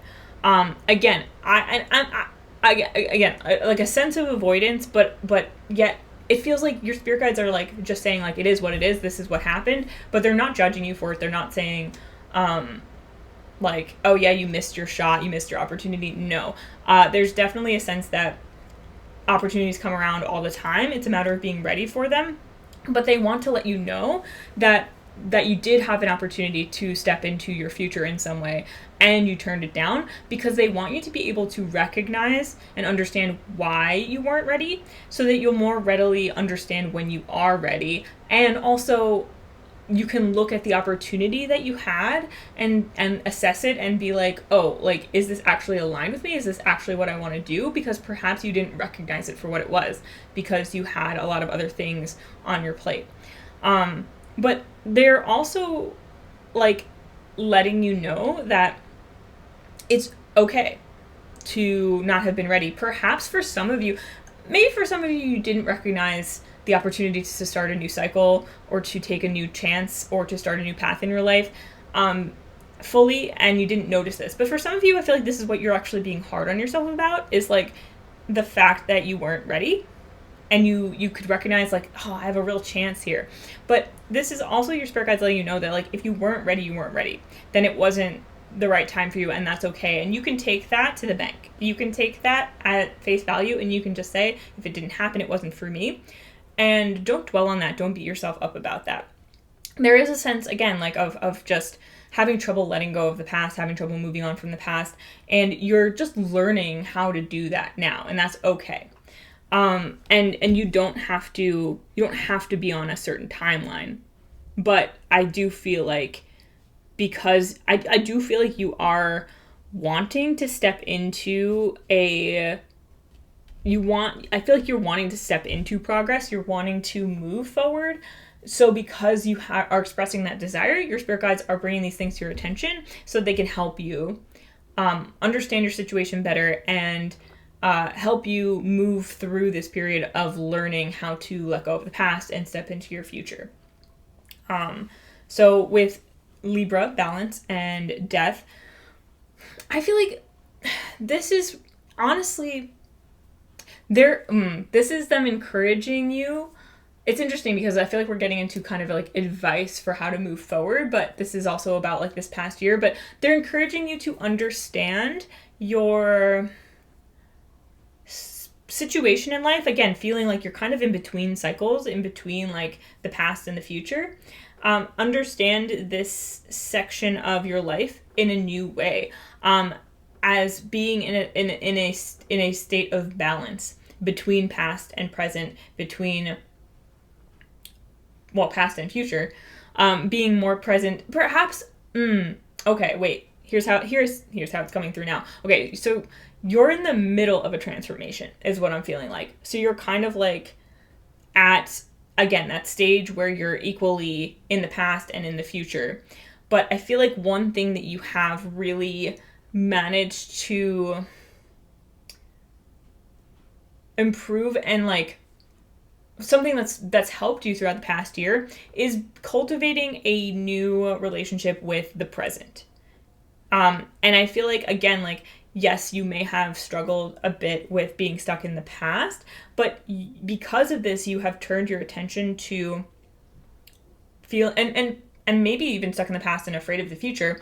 But I feel like you have, through this, you have recognize the significance and importance of the present, and how remaining present and cultivating your relationship with the present moment is ultimately the most important thing. It creates your future, and it also creates your past, because your reflections on your past in the present are what create the past in any given moment for you. Your memory of the past is always shifting and changing. However many times you remember something, there's always a different way that you remember it. It's not necessarily even exactly how it happened in the present, right? But you are realizing this. You've realized this, and you have, I feel like a lot of you have really started to cultivate your relationship with the present. You started to understand the significance of really being present in your life and taking that to the next level. And I do feel like you are beginning to feel more at peace with the uncertainty that comes with life. And even if it's been uncomfortable, and even if you're still in a place where you feel uncomfortable with it, like, you're learning not to push away that discomfort, but to exist alongside it and allow it to be, and not resist it. And that's really incredible. And then we have Taurus and the Four of Cups here. And I feel like there's a sense of because I was saying that there's the stubbornness, right? And I feel like your stubbornness is a double-edged sword, right? And there's the sense of like avoidance of like being kind of like you being dragged into the future, dragged through change and resisting it. But I feel like your stubbornness can it can be a two-way street. You might be resistant when it comes to change, but you're also, like, if you're stubborn when it comes to change, you can also be stubborn when it comes to like sticking to your new path. Like once you've chosen a new direction, right, then your stubbornness switches and it pulls you forward. It brings you into that new future. And there's the sense here that a sense of resistance that you once had has been eroded over time, and you are going to begin to see a shift from resistance, like stubborn resistance to stubborn persistence. Ooh, yes. And I feel like you have begun to shift from a like more stagnant mindset to a growth mindset. And this is a natural result of you, honestly, like the sense I'm getting from this group is I'm feeling like the past year has kind of been like an interim year for you, an in-between state, a state of realizing that something in your life had to go and dealing with the aftermath of that, perhaps dealing with some burnout emotionally, physically, whatever, in whatever way, and having some resistance to the future because you weren't ready to move on from the past. You were still feeling perhaps some grief from that, and perhaps again, like beating yourself up a bit about it. But you have moved through, even if it's felt messy, even if you felt like it's been too slow, you have moved through an important, like portal is the word that I just heard, of transformation that it might have been uncomfortable and it might have felt messy and you might have felt like that feels like I feel like I wasted my time, or I feel like I didn't get anything done, or whatever it is. No, like this was an important experience for you because it has highlighted and honed certain aspects of your personality is the word that's coming up, that are going to be changing and shifting over the next few years in such a way that like you're in the middle of a process, and so you can't see the forest for the trees, I feel like. But the way that you've shifted and changed in this year, it's only going to continue moving you forward, driving you forward. And I almost feel like I can't even, I mean, I guess we'll get into this upcoming year shortly, but it's like it's hard for you to even know where you're going. But this is like you're in the trust the process stage. You're in the trust the process stage. That's the phase that you've been in, honestly. And I feel like a lot of you are starting to trust that process. And I feel like a lot of the messages that have come through in this reading, like this is highlighting elements of the year that like felt like you were messing up or felt like you weren't doing the right thing, but you were in the right place all along. It's just part of the experience was experiencing the messiness of that, experiencing the uncertainty of that, experiencing the like potential lack of faith in yourself, experiencing the grief, experiencing the resistance, and you recognized all of these things. You recognize where you're at. You recognize, even if you don't know how to get where you want to go, you recognize where you are, and you recognize that you're ready to be somewhere else. And that is important. That's exactly where you needed to be.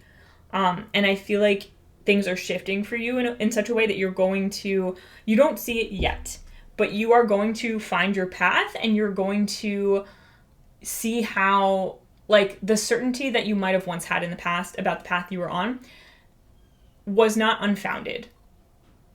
Just because it ran out, just because like you had like a little moment of like, oh, this is no longer my path, but I don't have a new path, and you have like a gap in there where you're like, I don't know where I'm going or what I'm doing anymore. Just because you had that uncertainty, it doesn't mean that certainty is no longer your relationship with certainty is changing. Your relationship with certainty is changing, and uncertainty. And you're going to understand that in a different way. You're going to feel certain in yourself again. You're going to feel certain about your path again. But it's not going to be in the same way that it was before. It's going to be in a way that is much more solid and founded in truth and reality. Not that it wasn't for you in the past, it was, but I feel like your version of truth and reality has shifted. Your understanding of the world and the universe has shifted. And with that, your relationship with truth and certainty has shifted, and you're just experiencing the messy in between of that, the confusion of that. But you're going to find that again, and it's going to be in a way that's like even deeper and stronger than before. I hope that makes sense, because that's kind of like a really, it's like I hope that makes sense. It's so interesting. Honestly, group 2, I feel like this past year has been a bit difficult. Honestly, difficult for you, but really, really important, really significant, really, like, I feel like you will look back on years like this, or this year in particular, from a future version of yourself, and you will see exactly where it fit into your journey, and you will understand it so much differently. But you're not meant to understand it from that perspective right now, because you're still going through it and you haven't fully come out the other side yet. But speaking of that, let's get into your next year and see what your spirit guides want to tell you about that upcoming year. All right? So I'm just going to reshuffle these cards up and we'll get into it. And group 2, honestly, like the year that, I just knocked the coin out of my little dragon's mouth. The year that you have had, that it seems like you've had, based on these cards, is bringing to mind years that I've had in the past where things just felt so up in the air and so confusing. And so from a personal standpoint, I want to assure you that it could be rough, but man, is it a huge opportunity for you to understand life and yourself in a new way. And like, you're going to feel so much stronger coming out of this segment of your life than you did before, because you're not going to fear this again. Like, I feel like there's a certain amount of uncertainty that you were fearing, and that's why it was hard for you to let go of something from the past. But now that you've made the choice and you're going through that uncertainty, once you navigate through that and you understand that you'll come out the other side and you're going to be okay, you're not going to fear it in the same way again, and you're going to be able to take chances you wouldn't have taken in the past and feel much more comfortable with it. Yeah. Wow. Okay. Very cool. But that's like a overarching future prediction. Let's get into the next year coming up. Group 2 spirit guides, what do you want group 2 to know about the next year coming up? What do you want to highlight for them about the next year coming up? Ooh, Midheaven, Pinnacle. What do you want to highlight about group 2's next year coming up? What do you want to highlight about group 2's next year coming up? Okay. Upright or reverse? Cancer. Upright or reverse? One more. That's kind of on its side, so I guess it doesn't really matter. We have number 4, Cancer, Immerse. What do you want to let group 2 know about their upcoming year, please? What do you want to let group 2 know about their upcoming year? Yeah, honestly, after like reading about your past year that you just had, I feel exhausted. I feel like you're exhausted. We have first house, number 39, Arrival. And we have 8th house, Mystery, number 46, and Chiron, Heal, number 28.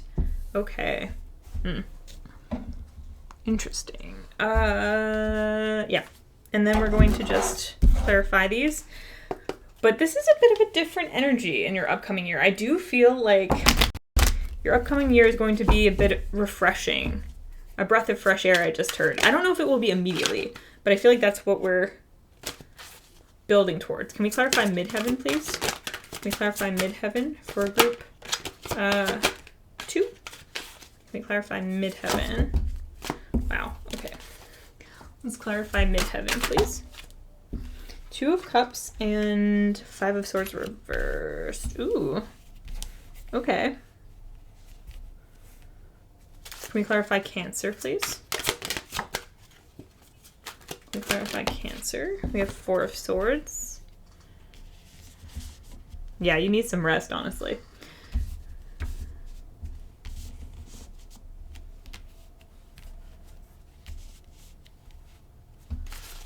First house, Arrival. We have 6 of Wands and 7 of Cups. 8th house, Mystery. Can we clarify? 2 of Discs in reverse. And Chiron, Heal. Can we clarify that, please? Queen of Wands. I guess I'll cover her up. I don't know if it's like really that important because you can't really see anything, but she is naked, so. All right. So group 2 upcoming year, things that they want you to know about your spirit guides. Midheaven Pinnacle and 2 Cups with the 5 of Swords reversed. Okay. So something's reaching ahead next year, like in a good way. Like I feel like either it's going to be something that is coming to a head because it needs to be resolved and end, or it's coming to a head because or like something is actually like taking off and reaching like new heights for you. With the 2 of Cups clarifying and the 5 of Swords reversed, I feel like it's bringing about some kind of shift in your relationships, some kind of shift in, and perhaps very specifically if you have a romantic relationship or you're looking to bring one in the next year, there's a shift that is going to happen in that area of your life that's going to be very positive. I feel like it's going to come about in such a way that your relationship with relationships is shifting.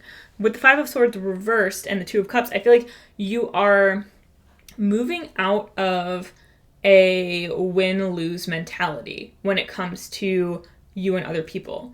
If you have noticed a tendency to really focus on feel in relationships like they're a bit of a struggle or a battle, romantic or otherwise. Like there's always a winner and a loser. A scorekeeping kind of mentality, a feeling like, you know, you're always on the losing end, or you have to like manipulate and strive to be on the winning end. You know, this feeling of like, oh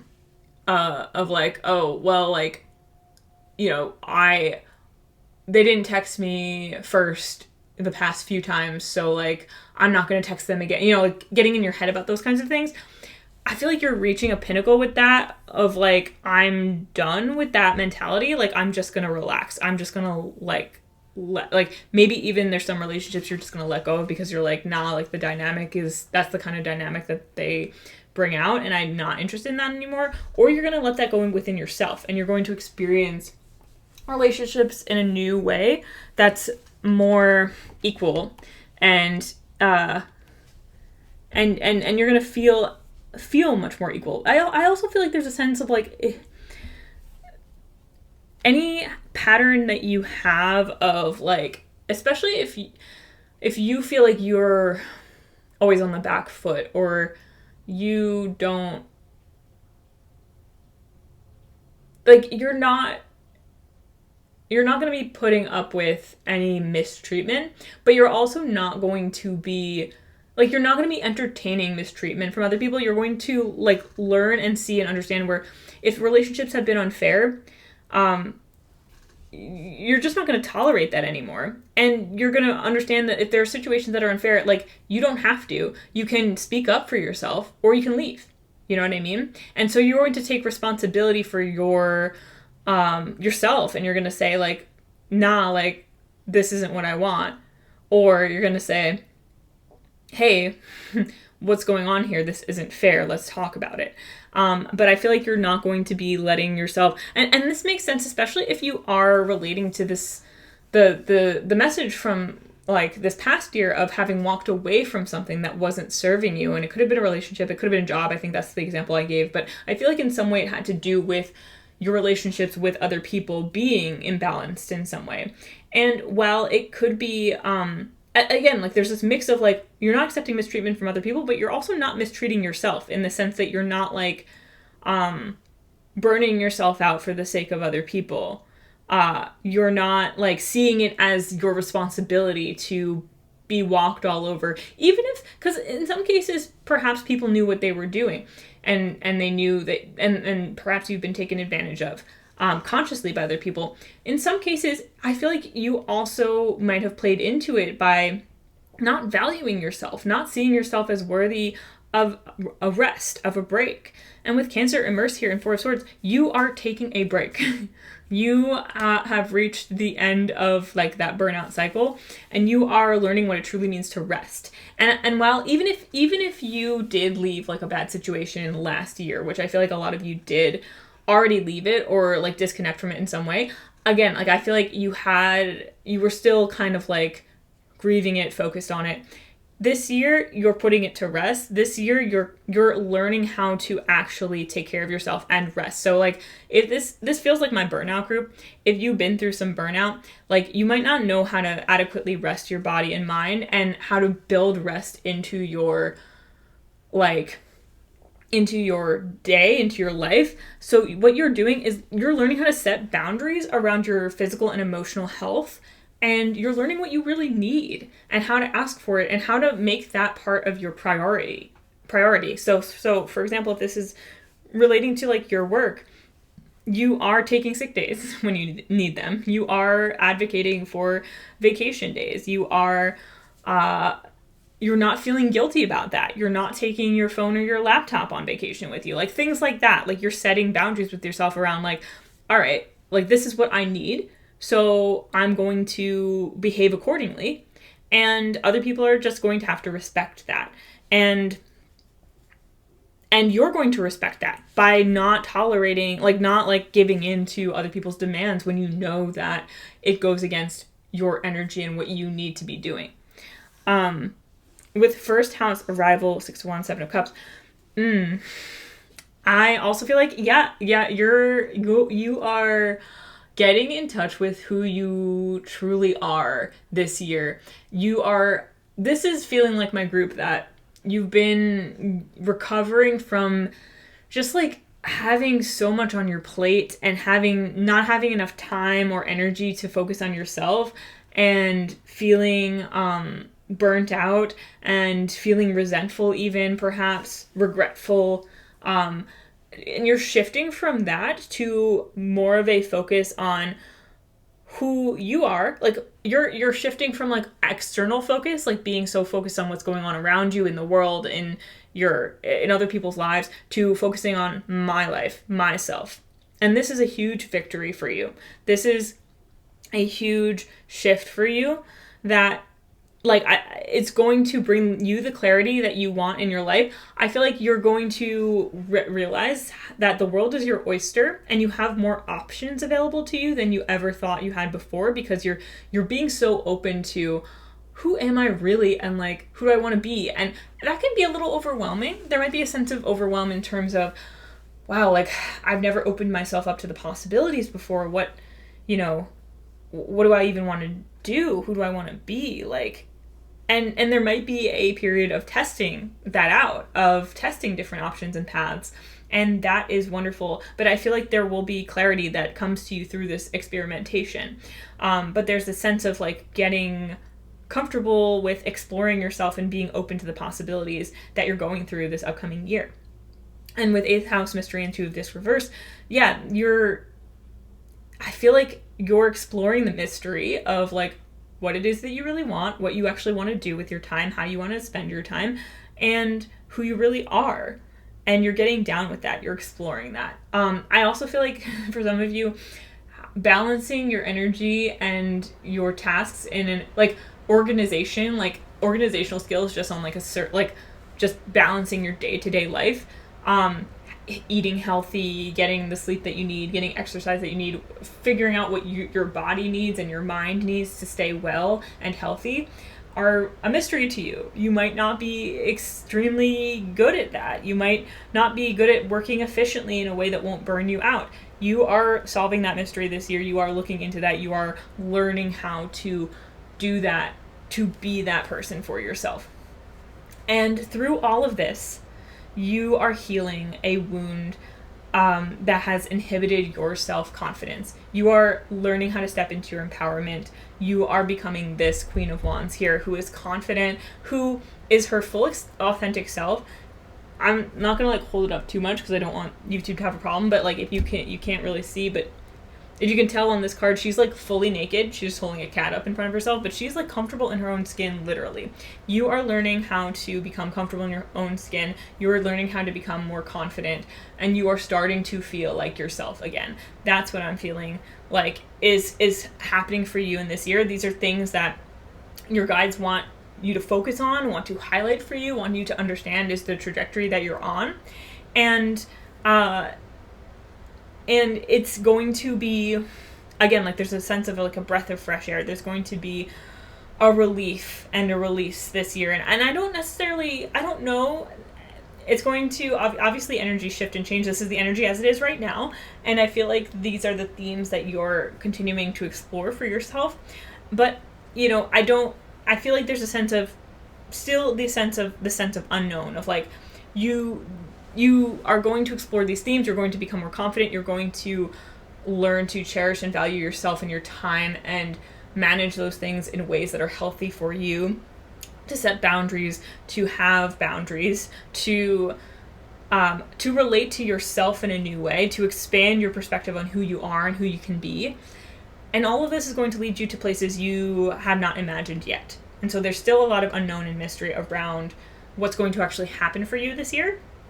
And that's the case. I mean, no matter who you are, I do feel like, I don't feel like the future is like set in stone. I mean, that's just not the perspective I read from, but the themes and the overarching like explorations that you do, I feel like those are they can happen in a number of different ways. You can go about them in a number of different ways, but I still feel like there's this is the trajectory that you're pretty consistently going to be on, and ultimately it will be a relief. But I also feel like this year is not the end of your journey. This year is going to do a lot of building for you. And I don't feel like at this time, I don't feel like you're going to finish the year. I feel like you're going to finish the year in a very different place than you started. But I also feel like you're going to finish the year with an understanding that like, and there's more to come. There's a lot more that you can, there's so much more out there for you to explore and to grow towards. And I feel like you're going to see that light at the end of the tunnel.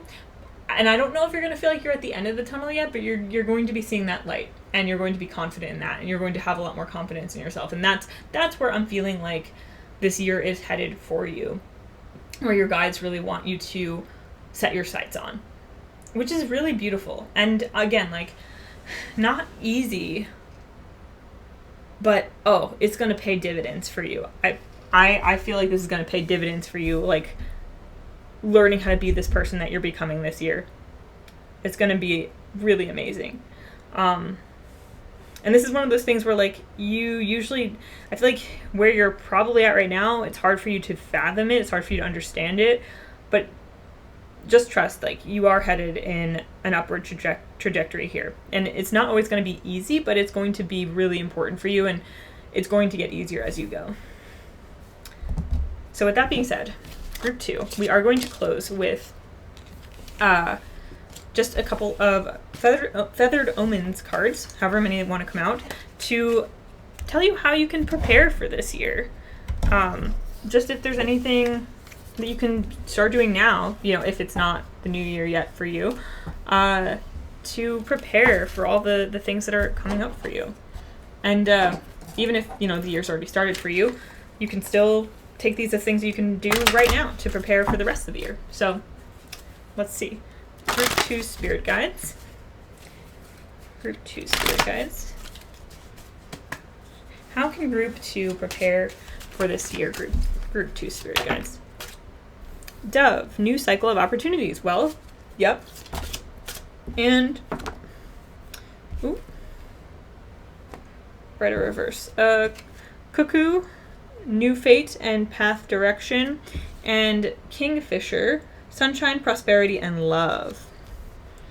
Okay, so those came out in reverse and they came out together. Alright, so we have Dove and New Fate, and these came out together. So New Fate and Path Direction, Sunshine, Prosperity, and Love, and Dove, New Cycle of Opportunities. Well, okay, obviously stepping into a new year, you're stepping into a new cycle of opportunities naturally. And with Dove, I feel like you are being asked to make peace with newness, to accept newness into your life, to open up to the idea that things can change and be new. And set the intention for a fresh start. That no matter what, even if some cycles seem to be repeating themselves, that it's not going to be the same as it was before, no matter what. Sorry, I just needed a sip of water. Okay, So I do want to read this. So we have, the dove song is its most distinctive characteristic. Heard throughout the day, the song becomes more distinct at the tween times of dawn and dusk. These are times in which there is a thinning of the veil between the spiritual and the physical, the past and the future. They are magical times and places where everything becomes possible. It is a reminder of the cycle of life. As one ends, the other begins. And when the dove sings, we can expect life to move from the difficult cycle into one of greater rest and peace of mind. Appearance of dove heralds a time of new cycles and new opportunities opening for you. This is the time to take advantage of as many of them as possible. Expect renewed harmony and peace of mind. Any unpleasantness or frustration we have been experiencing will pass very soon. Brighter things are already on their way. A new cycle is being born, opening new worlds and new possibilities. You will be able to mourn and release what has passed and will awaken to the promise of a new future. The dove is a bird of prophecy, and you will soon see what you can birth within your own life.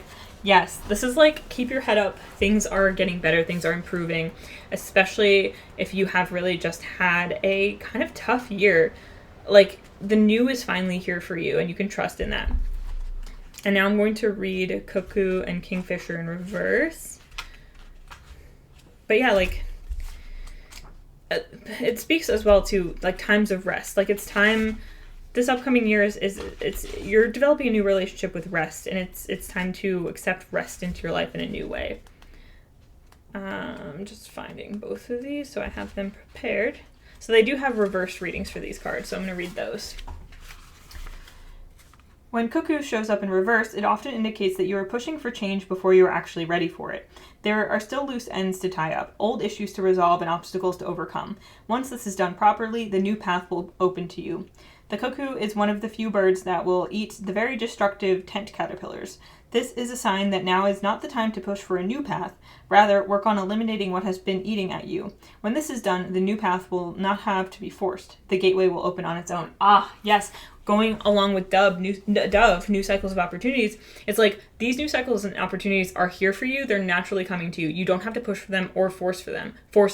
And I feel like there was this push and pull feeling of you, like feeling like you're in an in-between phase and feeling like you have to do something on a certain timeline, or you have to figure out where you're going next now or whatever. But again, there was this sense of unresolved grief and tension with your past. So in order to prepare for your new year, for your new cycles, one thing you can do is begin to resolve those old cycles, really start to step out of that. Well, not step out of it, like engage with it in such a way that you move through it, and don't rush yourself, push yourself, or force yourself, but take the steps that you know could be helpful for you on that journey, trusting that in the proper timing with the right care, they will resolve. And let's read Kingfisher in reverse. There is a bit of a dark cloud hanging over you right now. It is mostly self-created, but it is hindering your ability to find sunshine. You are hanging on to the past. You may be dwelling and obsessing about things that you cannot change. Fear of the new will create stagnant waters in our life. Kingfisher reversed is a reminder to not become too comfortable with the old way of doing things. It is a reminder to try the new, to stretch yourself. Reversed Kingfisher reminds you to make sure that you are thoroughly prepared before you initiate changes. If you are not, disappointment will result. Don't give up everything old for something new right now. Test the waters first, otherwise you will find yourself soon over your head. Yeah. So really this is about, like, I feel like what's happening right now is, okay, again, like the example from, like, say you left an old job and you're trying to get into a new one and you're not satisfied with your opportunities or the options that you have. It's and even that message that we got from reflecting on this past year where perhaps there was a new opportunity available to you and you didn't take it. Honestly, it feels like you didn't take it, again, like I said this, but like you didn't take it because you weren't in the place to. And this is encouraging you to, like, it's like the old, is it old? It's like the saying, you take yourself with you wherever you go, right? So it's like if you had a difficult dynamic in your workplace and you blamed, like, your workplace and it's like, ugh, like it sucks, and you went to try to find a new one, finding a new one might work, might help, but only if you're in the place where you're like, I'm ready to accept the new. if you are in a place where you're resistant to, where you don't, maybe, like, you know how people perpetuate toxic cycles in their lives sometimes by continually seeking out the same things and not understanding that that if they want something different, they have to seek out something different, because different feels scary and uncomfortable, even though the same is also scary and uncomfortable, right? It's kind of like that. It's like if you jump too soon into your new opportunity without resolving some of these old wounds and patterns, you'll just find yourself in the same cycle. And so, what you're being encouraged to do is, in preparation for this upcoming new cycle, really allow yourself to face and shift and address the residual energies that you still are experiencing around your past, resentments, grief, regret, anger, frustration, any of that, like that stagnant energy that wants to move, wants to be expressed in some way. And you can do this in a healthy way. You can do this in a way that's constructive to you. And perhaps those of you who are not already, like, therapies and working with someone, a professional in whatever field speaks to you, feels the most healing to you, that it feels like for some of you, like, the stubbornness that I was picking up on, the avoidance, was like avoiding, like, seeking proper help for certain things, avoiding the reality that you might need someone else to work with you on this path. And so you're being encouraged to, don't wait, like, work on tying those loose ends up now, you know, have the conversations you need to have, talk to the people you need to talk to, initiate, you know, a real, like, do something different than you would have done before, you know, don't just fall back into the same pattern, fall back in with the same kinds of people, fall back into the same situation and just be like, well, this is just how it goes for me. This is just what happens for me. And honestly, I feel like you don't want to do that, and you're not going to.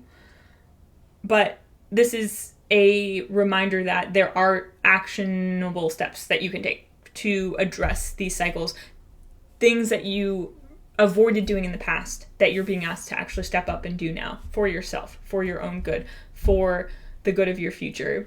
And that's how you prepare for these new cycles and new opportunities. And it can just be like this, even the smallest little shift or change can open up the biggest door. And so just consider that it's time to do something that you've never done before in service of your future, in service of yourself.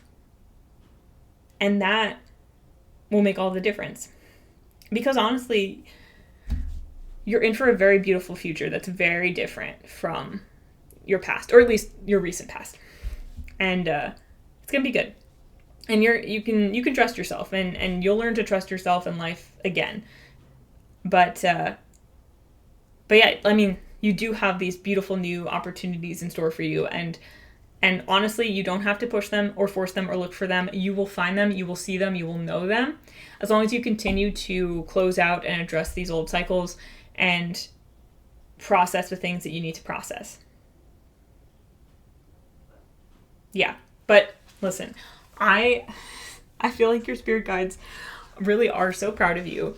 You've been through a tough time, you're coming through it, and you're going to make the most of it, and you're stepping into something new. So congratulations on that. And here's to a better year this year. But with that, that's all I have for you, Group 2. So I hope you enjoyed this reading. I hope it resonated. Please let me know in the comments if you'd like to, let me know how it resonated. If you want to share that, you can totally do that. If you want to share any of your, like, resolutions or goals for the upcoming new year, or whenever you're watching this, then please feel free to do that. I'd love to hear it. If you're interested in personal readings, I do offer those on our website, sunflowerphilosophy.com. Link is in the description. And my mom and I are certified consulting hypnotists, so if you're interested in hypnosis services, we also do those. You can check that out as well at the link in the description. But thanks again for watching. Have a wonderful life and a wonderful new year, and I will see you in another reading again sometime very soon. Bye! Hi, Group 3. If you selected this shell, then you're in the right place, and this is your check-in for the end of year with your spirit guides. Your end of year check in. So as I explained in the group selection, we are going to get some cards to represent things that your spirit guides want to highlight from your past year that you've just gone through and clarify them with the Mary L tarot cards. We're going to use the Astro Oracle for that, and then we're going to clarify with the Mary L. And then we're going to get, we're going to reshuffle, and we're going to get cards about your upcoming year, things that your spirit guides want to highlight about that you can know about, that you can prepare for or just be aware of, and clarifiers for that as well. And then we will close out with some Feathered Omens bird oracle cards to tell you how you can prepare for your upcoming year. You know, what can you start doing now if the new year hasn't started yet? And also, as I mentioned, it doesn't have to be like an actual new year that you're coming up on. This could be timeless. So it's like maybe like the end of an old one cycle and beginning of another one, or maybe you want to do this around your birthday, whenever you're finding this reading and whenever it speaks to you, it can apply there. But that being said, let's just get right into it, because this has been a bit of a long one. Bit of a hefty one. At least, I don't actually know how long it's taken for the other groups because I haven't been like paying attention to time, but it feels like it's been long. So let's get into it. I'm going to have to move this off to the side, or maybe if I go like that. Yeah, because these cards are kind of big, so I need enough room to make sure that you can see them. All right, group 3. Let's talk to your spirit guides. Sorry, I'm shuffling the cards and I'm confused about which way they're facing. All right, group 3 spirit guides. Let's find out about their past year. What do you want to highlight for group 3 about this year that they have just gone through?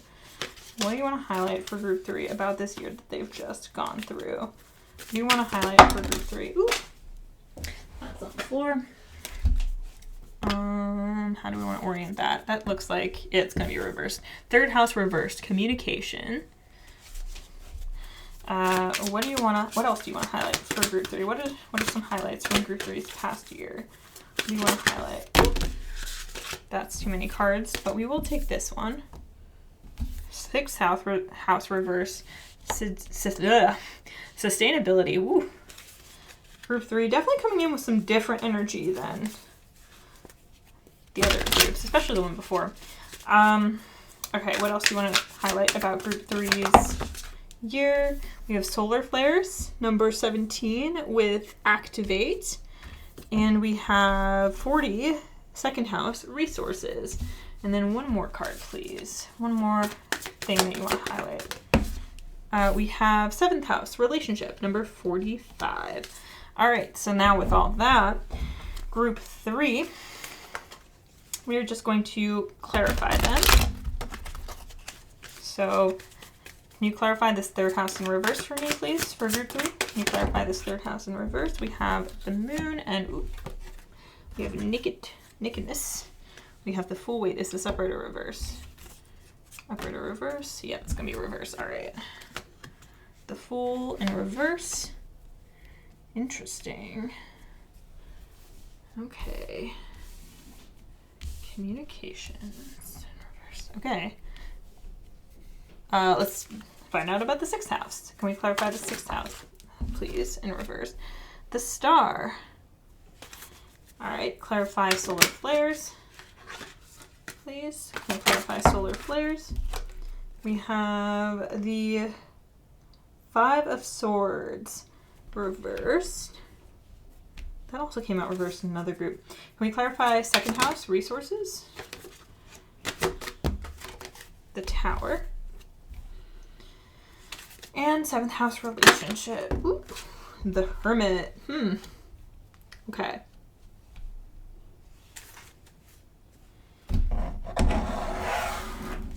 Okay. So, highlights from this past year for group 3. For group 3. Third house, communication, the Fool in reverse, and the Moon. Okay. So, there's something about, like, some kind of, I feel like there's something you addressed in your subconscious related to social anxiety, or related to like communication, like struggles that you've had with communication. Even I'm hearing like your perspective on yourself, like how you perceive yourself when you communicate. I'm getting the vibe from this group of a group who, at least for this past year, was potentially quite isolated, or like was more off on your own and more introspective, maybe than perhaps in years before, or maybe in a new way. But it seems like there's something that you have been working on. You've been working on your communication skills. You've been working on how you view yourself when it comes to how you communicate. I'm getting a very specific message that might not apply to everyone, but there's the message here about for some people here, maybe relating to the experience of being neurodivergent in some way, and that impacting how you see yourself and how you communicate with others, maybe feeling like you're a bit different in your communication style. But it feels like there was some kind of recognition that you made of like changes that you could make in how you see yourself and how you communicate that could help you improve that area of your life this year, which is interesting. It's quite specific, but it's very interesting. And then with sixth house in reverse, sustainability being the key word, and clarified by the star. I feel like you also got a new perspective on some of your habits and practices and like practical changes that you can make in your life that would make your life a bit easier and more sustainable. Now, with the star here, it doesn't feel like it's necessarily that you've grounded these things, but I feel like there's a sense of gaining more perspective on it, understanding where certain ways that your life has been constructed have not been sustainable for you, and gaining a kind of a vision for how you can shift this for yourself in the future, how you can make changes for yourself in the future that will help you live a life that is more sustainable and achievable for you and the way that you operate and the way that you do things. So it feels like you've gone through a lot of introspection this year about how you function and how you operate, and you've gotten a new perspective on yourself and the world, and this is initiating for you ideas around like how you can make changes for yourself, how you can make changes in your life. With solar flares activate and the Five of Swords reverse, you also might have encountered more conflict this year. I feel like there have been things that have really activated you, gotten you in your emotions, perhaps around I feel like there's things that have made you angry, and it feels like it's around it's similar to actually the Five of Swords. It showed up, it was a different message, but like the meaning that the Five of Swords was coming through with was the same, which is like win-lose mentality, like competition, manipulation. And I feel like you've gotten fed up with that kind of mentality maybe in yourself, but I also feel like in the world around you, in perhaps a workplace that you've been in or an environment that you've been in, where you're just like, no, I'm not standing for that anymore. I feel like this is a group where if you've had moments where you've stood up for yourself or other people in unfair circumstances, your spirit guides are really congratulating you on that and saying like, yes, like you go, girl, boy, person, you go, like you tell them, right? And I also feel like there's this sense of just like not standing for this kind of thing anymore in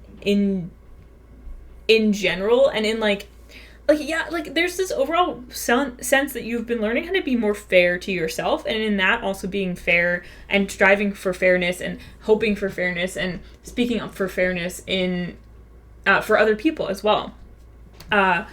And I feel like you have perhaps inspired others to think this way and to you've like there's like the sense of like you've been activated by certain things that you've seen in the world around you and certain realizations you've had, and you've also in turn activated other people to have similar realizations. Also, it looks like you might have had some like a big economic shift happen for you this year. And I'm hearing like a windfall. Like it feels like you have actually you hit some kind of money goal. Like for those of you for whom that resonates, congratulations. And they want to be that your guides are like, yes, amazing, good work. And for those of you who perhaps like maybe that doesn't resonate, or maybe you're like, I'm not sure what that's about, I do feel like there is the potential for a breakthrough in your finances that is coming for you. But there's also this message here about maintaining optimism in the face of uncertain times, specifically when it comes to finances and resources in your personal life. And I do feel like you have potentially faced like a lot of, and this could just be on a very general scale of like, gee, things aren't looking so great in the world and I don't know how this is going to go. But you've been able to maintain like to keep your cool and to remain calm and to say like, and to trust in yourself and to say, you know what, like I'm going to make it through this. I'm going to be okay. And that, I mean, is not always easy to do, but I feel like you've made it through, either you've made it through some tough financial times this year and you've really kept your head about it and you've like kept your head above water and you've been doing well, or you've had like some kind of unexpected windfall or breakthrough with finances that has really come through for you. But either way, this is like, I feel like your spirit guides are like, yeah, like you did good. This is awesome. And they want you to remember this because they want you to continue to bring the mentality of like resilience that you have developed with your finances forward with you, but also your trust in the universe and your understanding that anything can happen, and anything can happen includes like amazing, wonderful things or breakthroughs or unexpected windfalls that can come through at any time. And to really ingrain this mentality of like, yes, like the universe has my back, life has my back, the resources and the abundance will always be there for me, and it will happen in unexpected ways. And lastly, with the seventh house relationship and the Hermit here, again, like I do feel like you don't have to be like, you don't have to be single in order for this to apply, but for a lot of you, perhaps you are, and you have really been developing your relationship with yourself this year. Again, like learning more about how you function, learning about more how you work and how you can make life work for you in a way that is actually suitable for you as opposed to suitable for someone else. Because I feel like you may have gone through a lot of times where you were trying to fit yourself into a mold that was not yours, and now you are learning about yourself and you are tapping into your own needs, and you've become much more self-sufficient in some ways, but especially like emotionally and I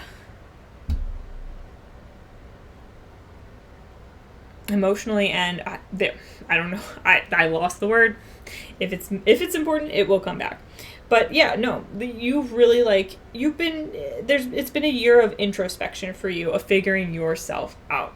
And when it comes to like relationship and the Hermit as well, I feel like if you are someone who, if you're in a relationship, this introspection is only going to help improve that relationship as long as that relationship is fulfilling for you. So if you've been going through this year of introspection and you've realized that as you've been making shifts, and I feel like in some cases you haven't made certain shifts yet, but you've like gotten to the core of like, oh, here's what I need to do, or here are things that aren't working for me, like let me turn my attention towards what I can do to fix that or help myself.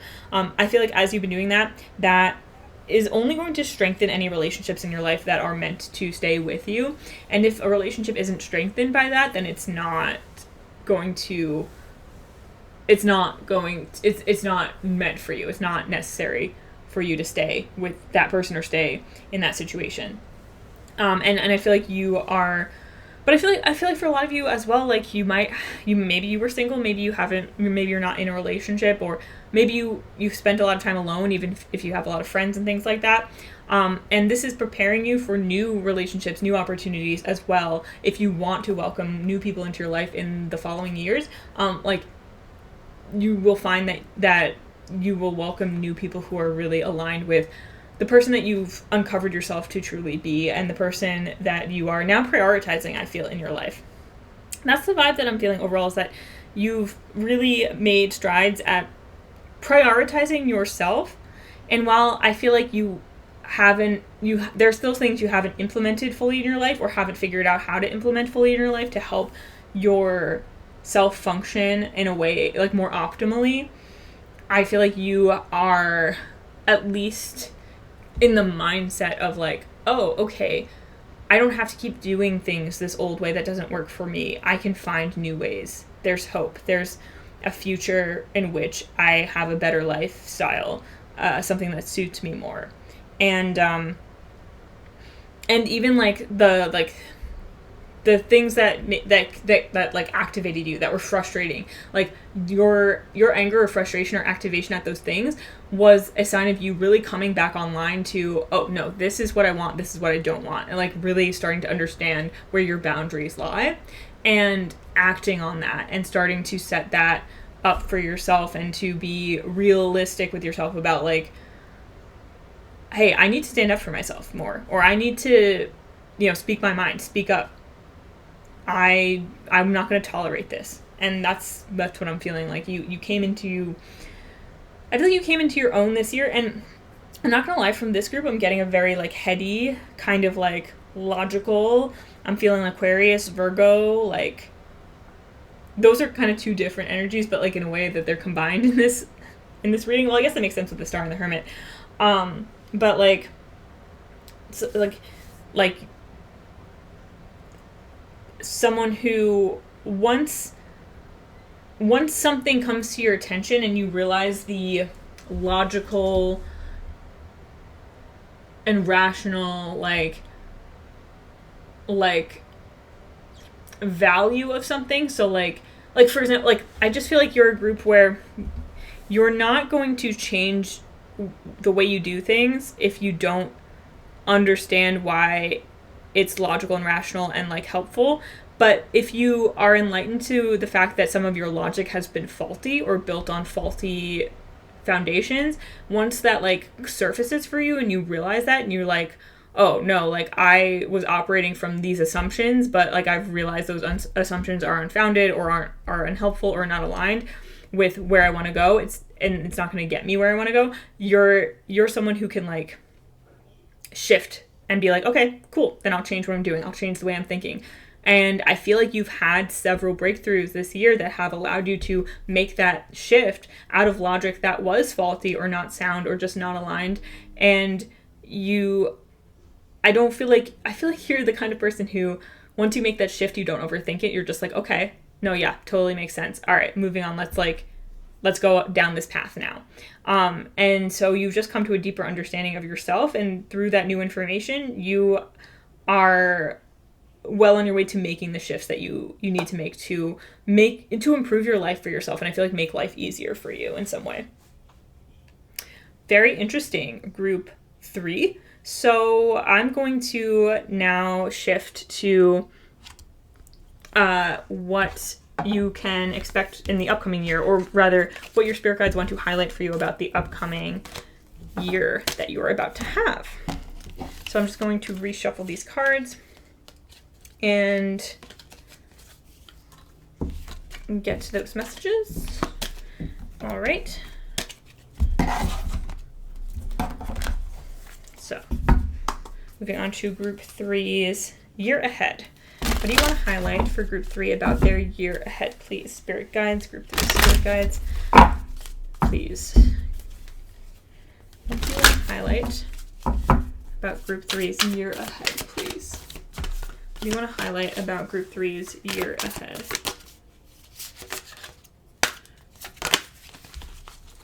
You want to highlight about group 3's year ahead? Ooh. Aquarius in reverse, collaborate. Wait. Upright or reverse? Upright or reverse? All right. No, I'm going to do it again. 2 or 3. Upright or reverse, please. That's reverse. That's 1 for reverse. Upright or reverse. That's 1 for upright. And upright or reverse. All right, that's upright again. Yeah, sorry. That one just didn't sit right with me because even when it fell out in reverse, I was just like, something about that doesn't feel right. But we'll also get clarifiers, so... All right, I'm going to leave that. That disc fell out of that dragon's mouth. Anyway, group 3, I am a little bit like more distractible during your reading, which is interesting. All right, so spirit guides. What else do you want to highlight for group 3's upcoming year, please? Whoa. What else do you want to highlight for group 3's upcoming year, please? What do you want to highlight for group 3's upcoming year? Oh my goodness, that's too many cards, please. What else do you want to highlight for group 3's upcoming year? Okay.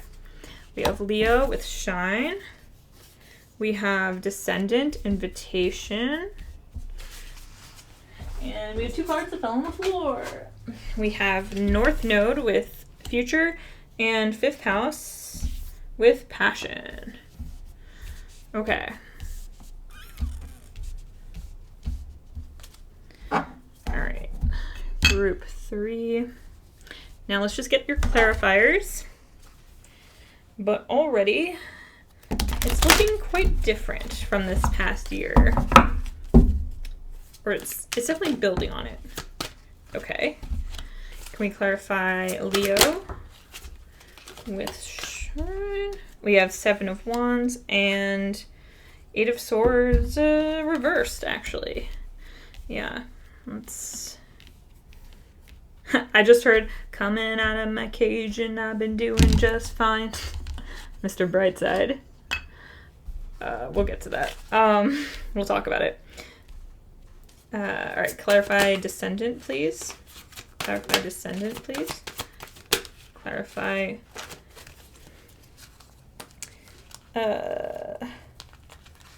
Descendant, please. Clarify Descendant. Clarify Descendant. Okay. 10 of Cups reverse. North Node, please. We have the World, and I need to cover up. What did I do with the little piece of paper I was usually using to cover up? Here. Okay. We have 5th house. Let's clarify that. Okay. We have the Hanged Man. Okay. Ooh. All right. So what's coming up for you, group 3, in the next year is, okay. Aquarius collaborate with 2 of Cups. So and now, if you recall, the Aquarius card fell out in reverse, but I was like, I don't think this is supposed to be in reverse. And I had to flip it a few times until I was satisfied that I got the right perspective. I'm feeling like, yeah, you are definitely you're going from kind of like a hermit mode kind of year to a much more collaborative kind of year, whether you're stepping into a new relationship or you're just developing new friendships or deepening your current friendships or relationships. I feel like you're stepping into a more collaborative year, and I almost feel like for some of you there is resistance to that concept because I feel like you got a little comfortable being more in your own energy, focused on you, and there's a discomfort with then moving into more collaborative energy again, or maybe for the first time or maybe in a new way. So for some of you, there might be some resistance around that, but it feels like a really natural progression of no, it is time for you in some way, shape, or form to engage with others on a new level in a new way. And for some of you, perhaps you've also been working on yourself specifically in this area. Like I mentioned, there was something about communication where you were noticing where you weren't confident with it and noticing how you can improve your communication skills or shift your way of communicating in a way that's more comfortable for you or makes more sense for you. And you are putting that into practice in this upcoming year and engaging more with people or with another person in particular in a new way. And with Leo and Shine and like the Seven of Wands and the Eight of Swords reversed, that's when I got that Mr. Brightside lyric coming out of my cage, and I've been doing just fine. And I feel like, yeah, like literally this is about you coming out of your cage. You are going from a year of like more isolation and like introspection to one of more, you're being more of the center of attention. And for some of you, that's going to be like it might be like a complete 180. Like you're going from like, I don't know, living in the woods to like living in a city and like doing stand-up comedy. I don't know. But for some of you, it's not necessarily going to be that huge of a leap, but it's more going to be like the shift in your energy. You're going to have more energy to be around people, to engage with other people. And or perhaps you are taking on like a new role, like a new role in a company where you're like higher up and you have more eyes on you, things like that. But there's a sense of being set free, and you're free to shine and like share yourself in ways that you didn't before. So it doesn't have to be like you're like stepping on stage and like being having the main role in a play or something like that. It can be more like you're just more comfortable in your own skin and you're more apt to share what it is that you've been working on, what it is that you're interested in, what it is that's on your mind, and you're just like more free with yourself and who you are in the circumstances that you're in and with the people that you're around. I also feel like there is a invitation for you to start to consider what it is that you really want for your future and how you want to feel in the future, and like to bring that into your present, to invite future happiness that you've maybe projected into the future and thought, oh, when that happens, I'll be so happy, or I'll be this kind of person when that happens. And you're like, no, like I'm actually stepping into that future now. So I'm stepping into being that person now. That is something that you will be invited to do this upcoming year, in the sense that you are like, it's like you're, instead of thinking of the future as in some like distant, far off way, and like the future that you're thinking of, it could be related to having a family or retiring or like just like whatever future that you have coming, whatever age you are, it doesn't matter, whatever future that you have conceived for yourself at the time of life that you're in, like you're bringing that in now, you're living that now, you're bringing that closer to yourself, you're pulling your future happiness closer in towards you, and you're being like, this is what I want now, that I'm gonna be that person now. Also with North Node and the world, again, like you're stepping into your future. You're stepping into who you wanted to be. You're owning that in your present now. That is who you are now. And I feel like there's some sense in which some of you are like reaching this future version of yourself who you always wanted to be. And you're, in doing so, you're like realizing, oh, I'm the person that I was striving, like I've reached my goal in some way, shape, or form, which means that you are actually closing out that cycle, and you are now actually developing a new idea of the future, because like for so long you might have had in your mind that you're going to be this one type of person, or this is your goal, this is what your future looks like. It's like, okay, now that the future is the present, there's a new future. So like, what is your next goal? What is your next aspiration? Do you have one? Or are you ready to close out the cycle of even thinking of the future in those terms? And are you more present minded now? And I feel like it might be different depending on who you are and where you're at, what it is that you actually resonate more with. But I also feel like you're having an opportunity this year to pick up on some kind of passion project that you've put on hold for a long time. There's some call that you are having to get back into something that you once really enjoyed, that you might have put on hold, or something that you were working on that you let slide. I'm really thinking of like a book you started writing that you never came back to. It's like you're returning to that. Or you always really enjoyed baking, but you stopped doing that for a while and you're getting back into it. Like something like that. I feel like you're reconnecting with your sense of creativity reconnecting with your sense of passion, reconnecting with things that are fun to you and enjoyable, and also like you're taking them to the next level. And either that's in enjoyment and just engaging with them in a new perspective, or you're taking them to the next level in the sense that like you're finishing that project. You're upgrading that skill. You're trying something harder. You're baking something you've never baked before, and you're just getting more into it. But I feel like it feels very fun. It doesn't feel like there's like a lot of pressure on it, but at the same time, I feel like it could yield very lucrative results. I just heard, but it's just really satisfying results for you.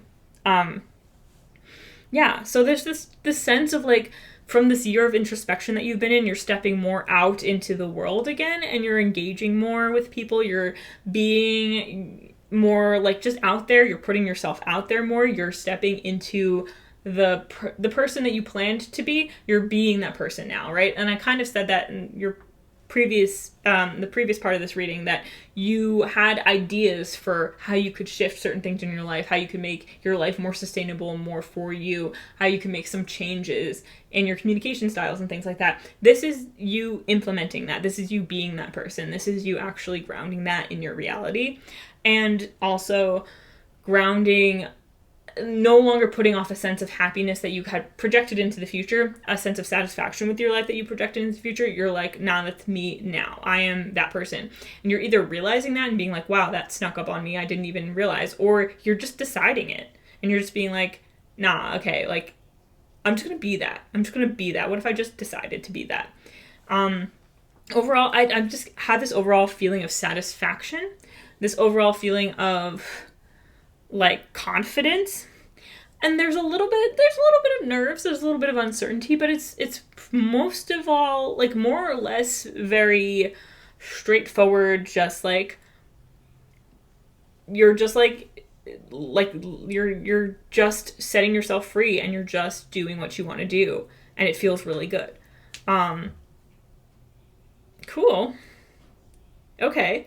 So group 3, I'm just going to close out with a couple of bird cards from the Feathered Omens deck to just get into how you can prepare for this upcoming year. What can you do now to prepare for this upcoming year? Or if you're... Sorry, group 3, I got caught off because my storage ran out, and today is a different day. So I was pretty much done with that other section anyway, and moving right on into the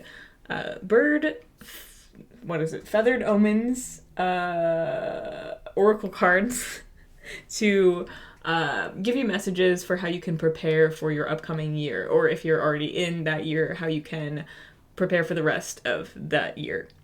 So that is what these cards are.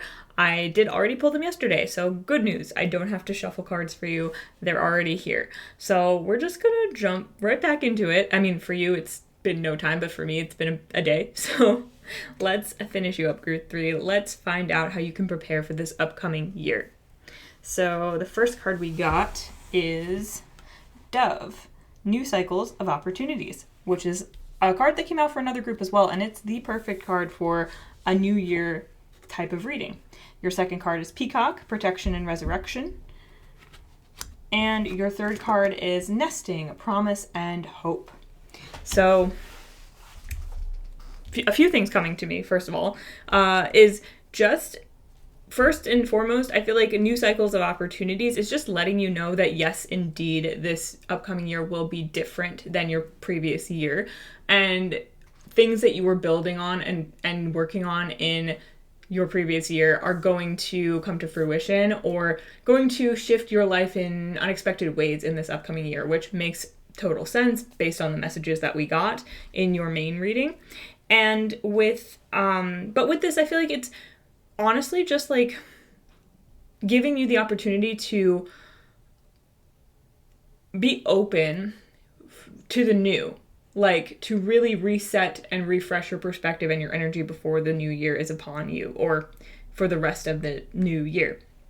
And especially with Peacock and Nesting, I feel like Peacock is, I'm thinking, I know Protection and Resurrection is here, and I feel like there's a sense of also reminding you that you are protected, that you have, guides around you, spirits around you that if that's something that resonates with you, or just starting to align more with the idea that you're safe. It's safe for you to be you. It's safe for you to put yourself out there, because with Peacock, I get the sense of like, like a peacock like is very out there. It's very visible, very, it struts its stuff, like I'm thinking of like peacocking, like, getting all dressed up and being the center of attention. And I feel like there's a degree to which you're going to be doing that in this year more so than you did previously. So reminding yourself and preparing yourself to feel safe in that kind of environment, and setting the intention to be ready for that and to own it, is something that you can do to prepare right now. And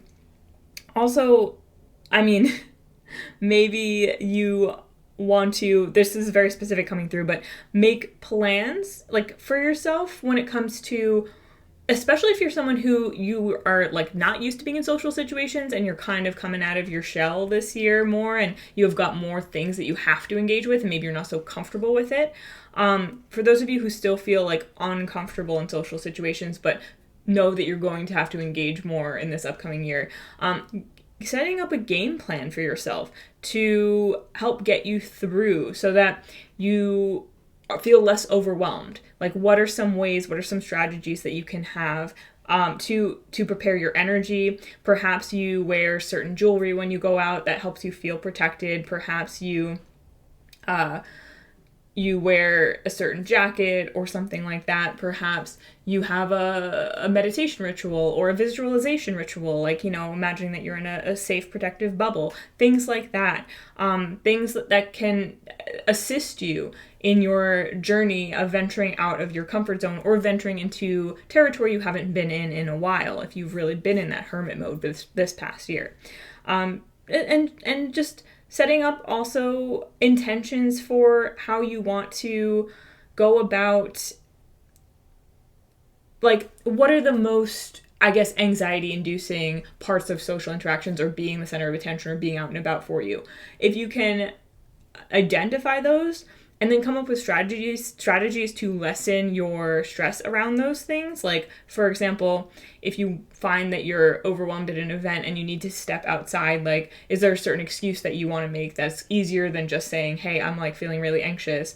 Or are there ways that you can begin to build up your social stamina now?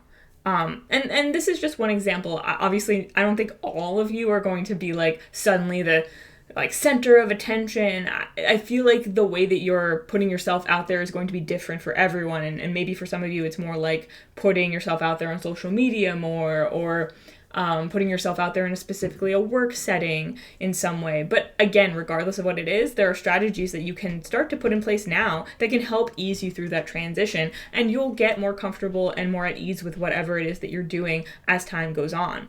And with nesting, yeah, again, it's kind of this idea of like allowing yourself to be hopeful and allowing yourself to know that whatever you have set in motion, whatever intentions that you have for the rest of your life, it's going to emerge. It's going to come to fruition. You're going to see the fruits of your labor. You're going to see the benefits of the changes that you've made in this past year, or the introspection that you've done in this past year. The focus on what's actually helpful for you, good for you, and what you really want is going to pay off, and it's going to come about. And you don't have to force anything to happen. Like, these eggs, they're going to hatch when they're ready to hatch, right? So don't set timelines for yourself necessarily. You can set goals and maybe even make a list of certain things that you want to accomplish or achieve, or a way you want to feel by the end of the year. But you can keep it relatively broad and non-specific, especially depending on what the goal is, of course. But I feel like that will help you, at least if this resonates with you, it will help you stay hopeful of the outcome without pinning your hopes on anything specific happening or anything happening in a specific way, because that can dent your hope. But if you don't have a specific expectation, then you're open to the idea that it can come about at any time in any way. And so you're less focused on trying to make things happen, force things to happen, or you're just less stressed in general. And I feel like that is something that, like, set it and forget it. Like, make a list of, like, your intentions for the year, and then, you know, you can make certain strategies and plans around it, but you don't have to get crazy. You can even, like, make your list and then come back to it mid-year and be like, okay, like, how am I doing on this list? And you might be surprised at how many things have come about without you even trying too hard. Like, honestly, there were things that I forgot I set intentions for this past year in my planner, but then I went back and checked it around halfway through the year, and I was like, wow, some of the things on here were really big things for me that I thought were going to be more difficult to bring about, that I wasn't sure were actually going to happen, but they did. You know, I did it, and I didn't need that, like, list hanging over my head. I didn't need a specific plan or strategy. It just came about, and it's kind of like setting those intentions, putting that out there to the universe, and feeling confident that the universe hears you and that it will come about, leaves you free to focus on your day-to-day, on your, you know, upkeep, your personal self-care, and the things that you need that come up on the daily basis, without getting too bogged down in the future and getting too bogged down in, like, oh my god, like, am I doing the right thing? Is this going to happen? Is this going to happen? Because I feel like that could get you in your head too much and stress you out more than you need to. You've got some things that are already on the way. You've got things that are already growing and coming to be. And you don't need to get too in your head about it. So that's a way that you can help yourself feel more comfortable and confident in, like, hey, like, I have these broad goals. I'm going to put it out there, and we'll see where we're at with those goals throughout the year. But, like, you don't have to constantly keep checking in on yourself.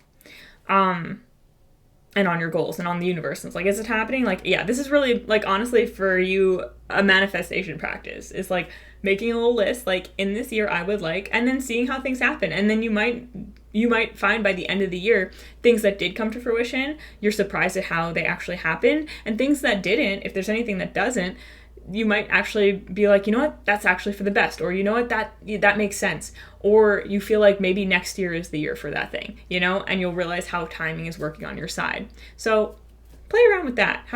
Do a little experiment with that. That might be really fun for you this year, and take some pressure off of you, especially if you have a lot of goals or you have a lot going on aside from, you know, trying to meet goals. Maybe you're just trying to survive your new social life, right? So yeah, that could be a really good way for you to prepare. And I feel like that's going to make a big difference for a lot of you out there. And yeah, honestly, the last message I got is just know that new opportunities are on their way to you. Take them as they come to you. You don't have to search them out. You don't have to go crazy. Just be open. Put yourself out there when you feel called to, but don't stress about it. The universe will line up the opportunities for you in perfect timing. Yes. So that is what we have for your end of year check-in with your spirit guides. And I hope you enjoyed this.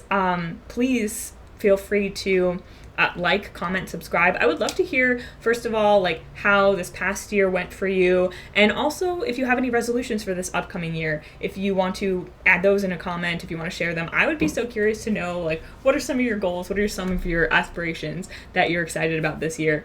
So comment below if you want to share. And if you're interested in personal readings, we do offer those on sunflowerphilosophy.com. Link is in the description. And my mom and I are also certified consulting hypnotists. So if you're interested in hypnosis services, you can find information about that on our website as well. Thanks again for watching. Have a wonderful life, and I will see you in another reading again sometime very soon. Bye. Hi, Group 4. If you selected this painted rock, then you are in the right place, and this is your end of year check-in with your spirit guides, in which we will be talking about your previous year. We'll get some Astro Oracle cards to represent important themes or things that are coming through that your spirit guides want to celebrate or highlight or ask you to reflect on prior to your upcoming year. We'll use these Mary L. Tarot cards to clarify those, and then we'll reshuffle and we'll get your important highlights or themes for your upcoming year that your spirit guides want you to be aware of, all in the interest of your highest good. So anything that comes through are going to be things that will help you, and anything that wouldn't won't come through, because we don't need to know everything that's going to happen, and it wouldn't help us to know that. So we're going to focus on whatever is most important and aligned for you. So with that being said, let's get right into it. I'm going to shuffle up these cards, and we're going to find out what about this past year your guides want to talk to you about. So, and you, as I mentioned in the intro, do not have to be watching at a new year, like specific time.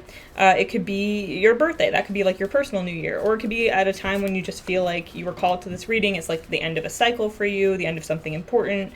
Could even be a school year. And that didn't actually come up for any of the other groups, so maybe for some of you here, that is when you're watching this, or that is something that's coming up for you.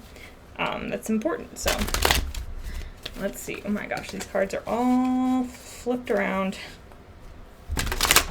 Here we go. At least I know they're well shuffled. All right, so group 4. Group 4 spirit guides. What themes from this past year are important for group 4 that you want to bring up for group 4? What important themes are we discussing? We have Saturn with structure, number 24. Ooh, some of you might have gone through your Saturn return this past year, or one of them. What is important for group 4 from this past year? Transits, climate, number 55. What themes from this past year are important? We have, is this upright or reversed? Reversed. We have Vesta with Hearth. I'm going to move this over here. It's a little dusty over here from group 3's shell, so sorry about that. And then we also have upright or reversed. We have upright 9th house, exploration. And then one last card, please. One last theme or highlight from this past year that you want to bring up for group number 4, Mercury, messages, number 20. Okay. Yeah, already messages are coming through. I'm going to get some clarifiers. But while I do that, I might actually start talking, because I definitely feel like for some of you, this was definitely a year of a Saturn return. Saturn return in astrology being when Saturn returns to the place that it was in your chart when you were born. And this happens every 28 to 30 years. So depending on when your specific Saturn return is, your first one would be around the age of, between the ages of 28 and 30, give or take, as per my understanding. And your next one would be, I can do math, what, like around when you're 60? Yeah. Yeah, let's do it. I'm just going to round it up to 30. It'd be around when you're 60. So you could have gone through any version of a Saturn return this year. But even if not, and even if you don't know if that's the case, Saturn is all about growing up, responsibility, discipline. So that would have been an important factor in your year this year regardless. All right, so let's clarify Saturn here, please. Can we clarify Saturn for... Sorry, it's hard for me to talk and shuffle, apparently. Let's clarify Saturn for group 4, please. 9 of discs, 9 of pentacles. Okay. I need to cover up the boobs. I'm in a silly mood for group 4 today. Also for group 4, I'm recording you on a different day than I did the other groups because I ran out of storage. All right, this is see-through, but like with it over that, I don't think you could see the boobs, so it's fine. All right. And now let's clarify transits, climates. Let's clarify transits for group 4, please. What does transits represent in this reading? What is transits about? Let's clarify this, please. Clarify transits, please. Cards are flipping over, but they're not flipping out. Please flip them out. Please flip a card out. Clarify transits. Thank you. We have judgment. I just heard what goes around comes around, or something coming back around. Yeah. Now let's clarify Vesta in reverse, please. Can we clarify Vesta in reverse, please clarify Vesta in reverse for group 4. 2 cards. We have Seven of Wands and Death. Interesting. Did these 2 cards come out together, or they just came out near each other in another group? But we definitely had both of these cards come out in another group. In like close to the middle of this. Not that that necessarily means anything, but interesting. All right, let's clarify 9th house, please. The Tower. This also came out in like similar position in another group. And let's clarify Mercury, please. Ooh. Oh, more nudity. Let's see. We got to cover her up too. We have the High Priestess. Pardon me. Here we go. We can use that. All right. Mercury messages. The High Priestess. Ooh, okay. So something that happened is I feel like your communication with your intuition and or like your spiritual guides or anything, if you have, guides that you communicate with, if you're a very spiritual, intuitive person, then something about like your communication with your guides improved this year, got clearer, you got much more, you improved your intuitive practices, whether like intentionally or, you had maybe some breakthroughs, some moments of clarity that were communications directly from the universe, from your guides, what have you. Yeah, I feel like your guides are like, you've been talking to your guides this year. You've been communicating with your guides. And if you haven't, if you're not like fully resonating with the idea of spirit guides, I just feel like your intuition has been more on point. So wherever you feel like your intuition draws its information from, that's been more accurate. The channels have been more open for you to receive messages from your intuition this year, and it's been honed more this year. And for some of you, I do feel like you intentionally have done this. You've intentionally worked on this, but for others of you, I feel like it could have been more spontaneous.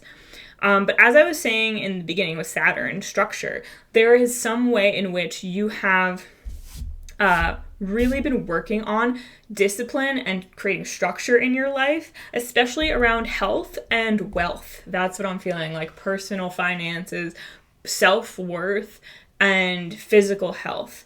Those are areas where it feels like you have been creating either like structured practices, or you've been literally building a career, building a financial structure for yourself. Again, there's something about maturing and growing up. So in some way, you're like getting yourself together. Again, maybe some of you have been going through a Saturn return. So either, you're preparing for your future career and really getting those kinds of things started, or you're more at the end of towards the end of your journey. Maybe you're preparing for retirement, or maybe, it doesn't matter how old you are. Maybe you're preparing for another like new career. Maybe you're just getting started with something at the age of like 60 or above, something like that. And regardless, like there's definitely been an increase in discipline in your life this year that your spirit guides want to highlight. They want to congratulate you on. They're like, yes, keep it up, keep up the good work, because regardless of whether you feel like you have your life together and everything is like going the way you want it to go and you feel really solid in yourself, whatever structure or discipline you've been working on and creating for yourself this year is going to pay dividends. This came through in another group, pay dividends, that specific phrase. It's going to show in the rest of your life. I feel like you're setting yourself up for success this year with some way. There's been a lot of messages about building foundations for new change, and I feel like that's natural when we're talking about going into a new year, because whatever you've been working on in this year is kind of your foundation for your next year, whether you've intended it to be or not. And I feel like your foundation, you've been deliberately building some kind of structure and foundation in your life for something, or just in general. I feel like for some of you, this could even just be about like getting an exercise regimen, or just having more time for like cooking or healthy eating or things like that. Like there's just some way in which you've been more disciplined with yourself, more attentive to your both present and future self, understanding how those two things are connected and lead into each other. And moving into the next cards here, I also feel like this past year has been you might have ended a lot of cycles this year that were just like, it's kind of about time. We need to end this. And it might have come about in a way where like you didn't necessarily try to make this happen, but it was just like the cycles had run their course. Like with transits, I'm thinking, maybe there was a certain cycle you were in because of an astrological transit, if that resonates with you. And that transit ended this year. Maybe there were several that ended this year. And so you, like, the energy shifted for you and you broke out of the cycle naturally at the appropriate time. And it was kind of it also gives me the feeling of like there are things that you didn't necessarily have control over. You just kind of had to wait them out or wade through certain energy. And those energies came to an end appropriately and brought about the appropriate changes in your life. That's really what I'm feeling. There's also a message here about releasing judgment. Perhaps you still have some judgment for yourself over the timing of certain things in your life. I feel like a lot of you released this judgment over this past year. So something to do with age, the age that you're at is significant in this group, regardless of if it's, your Saturn return or not. I feel like there was certain judgments you might have had around your age, where you're at in life, that you released this year. If you're still feeling some of those judgments, your spirit guides are encouraging you to continue to work on releasing any timelines that you hold yourself to, understanding that your cycles, your timing is not going to be the same as someone else's, and that society's timing is, it tries to be one size fits all, but that's not how reality works. And I do feel like in this group, a lot of you have let a lot of expectations that you might have had for yourself and your life go and freed yourself. There's a sense of being freed from expectation, and also understanding and surrendering to the cycles of life, surrendering to the flow of the universe in such a way where you allow for the fact that sometimes you're just not going to feel like you have control over where you're at, and that's okay. But that everything changes, everything always ends, and new things begin, and you can trust that anything you're going through in the moment is not going to be forever. And I feel like you've come to that understanding this year. With Vesta in reverse and the Seven of Wands and Death, a lot of you have gone through a transition in your home life as well. Either you've moved, there's some people who very much have like moved and transformed their living space, or like you might have transformed your living space in that there've been a lot of renovations in your house, or maybe you've also made changes to how you treat your space, how you view your space, how you live in your space, cleaning routines changing and shifting.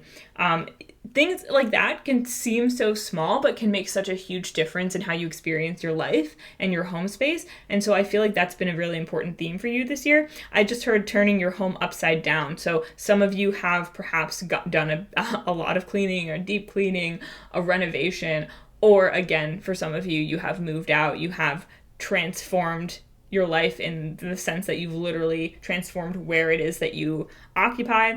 And I feel like this has come with its set of challenges. It's come with its set of frustrations and perhaps limiting beliefs that about what you're capable of, or what's right for you, or what's possible for you. And I do sense that this is potentially not resolved for some people here. So for some of you, you might still be going through a transition where you're like either in the process of moving, or you're still working on preparing to move. Maybe that's your next year's goal or something like that. But your relationship with your home life has definitely been in flux, in transition, in some kind of shift. Again, I feel like it's been a bit challenging for you, but your spirit guides are here to let you know that like transformation is occurring. And if it feels a bit challenging, if you feel a bit uncomfortable with where you're at right now, if you're not fully satisfied with your living situation right now, it's all part of the process, and you are up to this challenge.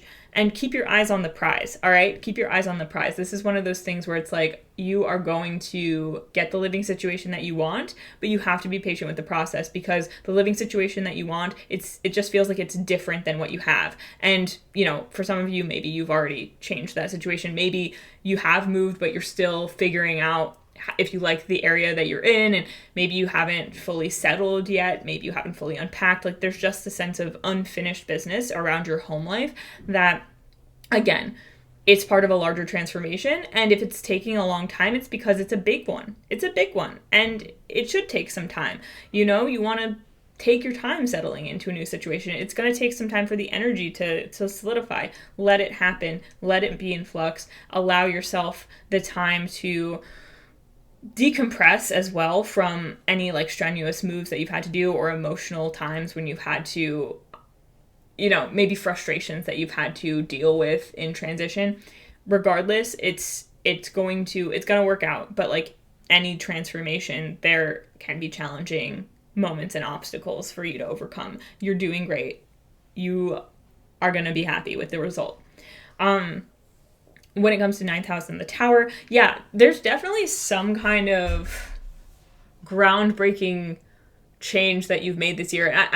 This could be tied in with the idea of moving. Like some of you have really either moved or set your sights on a new place. So if any of you have traveled this year, it feels like you had a really groundbreaking or transformative experience traveling overseas. I just heard for some of you, and you're being urged to recall that, remember that, not forget that. Make sure that whatever you learned when you were traveling is something that you're integrating into your everyday life. And this is also an assurance that that experience has a lasting impact on your life and will continue to into the next year. If that's not resonating with you, I definitely still feel like there's some kind of groundbreaking journey that you've been on, and it could be less literal and more metaphorical and more like internal, like some kind of like breaking out of some kind of cycle, breaking into a new world. It could be spiritual exploration. It could be a new career, but there's some way in which you've expanded your prospects. And I feel like, or you've entered new territory. And again, for some of you, maybe this is very literal, but for others of you, I feel like the new territory is like, I don't know, you started a new business or you tried a new hobby, but like in some way this opened doors for you or is opening doors for you that you never expected it to, or you broke out of like one identity and are now exploring a new identity, right? Like I'm thinking you maybe had an identity as like a dancer, but you really wanted to explore poetry, so you thought, oh, I don't know why. That's a bad example. Let's do one. Okay, maybe you were single for a long time and you really identified with that experience, but you wanted a relationship and you broke free of that identity of being single, and now you're exploring what it's like to be someone who's in a relationship. So you've kind of shifted your identity. There's some kind of breakthrough that you've had where you've moved from one space into another, mentally, physically, whatever resonates for you. But that is huge. And again, like I feel like it's exciting for your guys. I feel like more than anything, they're excited about this because they're encouraging you to have fun with this exploration and to use this experience as the encouragement that you need to know that you can do this at any time. Like it's going to get easier and easier for you to shift your identities as you wish to, because you understand that you've done it in a situation where I feel like it might have been hard for you. And it's happened like that. Like something has shifted your perspective, your identity from one world to another, and it's felt sudden and quick and changed a lot of your worldview very quickly. But it's something that built up over time, and now you know it's possible. If you want to shift into a new reality, a new identity again, it won't take as long. It will be easier. And so they're saying this is a really big thing for you. This is great. And that I feel like it's going to continue to, these kind of identity shifts are going to continue to get easier for you. And then again, of course, like I mentioned, your intuition has just improved. I feel like you've been on the money with like communication, especially communication with the spiritual realms, but perhaps as well with just people in your life in general, maybe even on social media. Maybe I just feel like your intuition has been honed more, so that you're tapping into like what other people need to hear or want to hear, or like market trends, or you're just really on the money with like conversations and comedic timing and like wit and just more comfortable in your own skin communicating because you're just tapped into your intuition. There's like a presence of mind that you have when you're in conversation, at work, at home, whatever it is, that has allowed you to more effectively communicate than in the past. And it's really tied back to your intuition. Again, whether you feel like you're like really tapped in and psychic, or you're not really sure if that even is the thing. It's like, I feel like regardless, whatever you consider your intuition to be, it's been on point. Like, you've been tapped in, you've been tuned in, and messages have been received, messages have been given. Perhaps you've even channeled wisdom for other people, and it's getting even more accurate, more clear, more aligned, and this is great. They're congratulating you on this improvement. Again, there's an overwhelming feeling of like everything that's improved for you this year is only going to continue to improve in the next year. Similar to Group 1, it's a little bit. Group 1 was quite different, but yet similar. There's some similar things coming through. So, yeah. It feels like it's been kind of a big year for you. There's not without its challenges, but I feel like one of the things that you've learned throughout this year is, again, like discipline. And I feel like you've been able to maintain like discipline that's carried you through the challenges and helped you maintain your optimism, helped you maintain your outlook, helped you maintain perhaps your productivity as well throughout ups and downs. And that is that's a really important thing. It feels like there's a lot. You're building on your ability to, there's a lot of resilience, I feel like, that's been built up over this past year. That even the things that have been challenging, even potentially some difficulties, especially in your home life that you've been going through, it's like one thing I'm getting is like you might have gone through some repeat cycles, like things that are similar to what you've experienced in past years, that it's like, oh my God, here we go again. But at the same time, because you've changed and grown throughout those past years, you're not experiencing it in the same way or to the same degree that you would have. You're weathering the storms much more easily. And because you have skills that you've built upon, you have structures that you've put in place for yourself, and you understand more now what you need and how you need to move through these cycles. And so it just feels like a really big year of maturity and growth for you, no matter your age. Like you've grown and matured a lot in this year through some things that have been both, I think, fun, interesting, and challenging at the same time, and then also maybe just challenging and difficult. But you've managed to weather the storm, and you have come out on the other side, and this is definitely like a feeling of you're stronger for it. And I feel like most of you here would agree with that message and would, I mean, obviously, like, if it resonates with you, probably you do, but like, you know, sometimes you come out of something and you're like, ugh, like that was awful, and it's hard for you to feel like still feel strong in yourself. You're just like, nah, never again. But I feel like for you, it's more like pride. There's a pride here in how you've managed to handle certain things, and your spirit guides want to acknowledge that and celebrate alongside you. So with that being said, let's reshuffle these cards and get into your upcoming year. Let's get into your upcoming year, Group 4. I hope I didn't call you Group 3 at any point. I don't know why. I'm feeling like I might have done that. All right, Group 4. So now we are looking at important things that your guides want to highlight coming up for you this year. Anything that's important for you to know ahead of time, anything that they want you to be aware of or just know is coming for you. Themes that you might even want to explore this year. So Group 4's guides, what themes or highlights are important for this upcoming year? Well, you've got these 3 cards all together, and we have progressions, journey. Okay, right off the bat, I feel like we're continuing the growth that we've had. Okay. These all came out at the same time, but we're taking them. We have retrograde, review. So you might have some similar themes continuing to pop up in this year that you've already been dealing with, but you're expanding on them. You're growing through them, but we'll get more into it. Okay. Upright or reverse? Upright. We have Ceres, or Ceres, nurture. We have Pallas Athena, think. And we have upright or reverse? Yeah, it's reverse. Pluto, rebirth in reverse. Interesting. Okay. So let's clarify these cards out, just like we did in the other section. So for Group 4's upcoming year, there's definitely going to be some rehashing of certain things that went on this year, but at a higher level, where like, not that the thing that you're rehashing is at a higher level, like not like it's harder, but more like you are at a higher level, so it's easier, I feel, in most cases. But let's clarify. So can you clarify progressions, please? More nudity. Boop.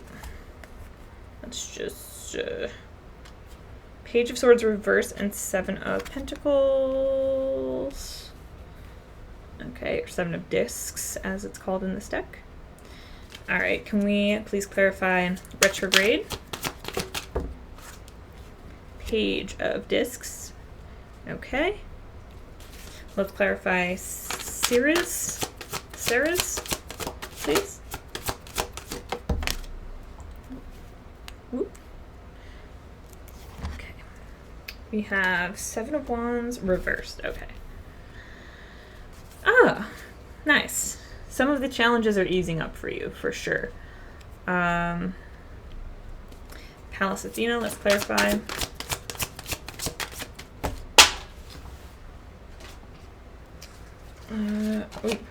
Upright or reverse, please. Reverse. Upright or reverse, please. Reversed. Two of Swords and Two of Discs reversed. Ah, okay, I see. And now Pluto in reverse. Let's clarify. Okay. Queen of Discs. So lots of pentacles here. Or discs, as they call them. So perhaps you will be seeing growth in the financial department this year.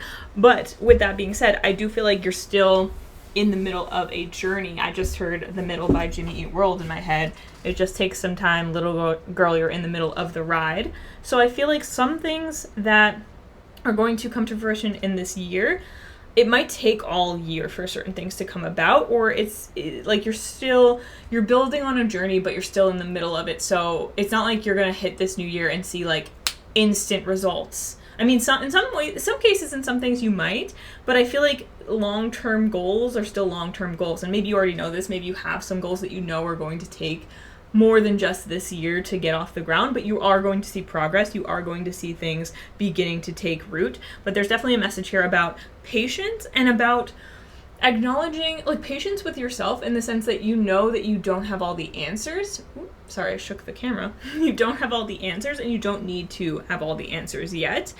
You are in a growth process, so you've already done a lot of maturing and growth last year.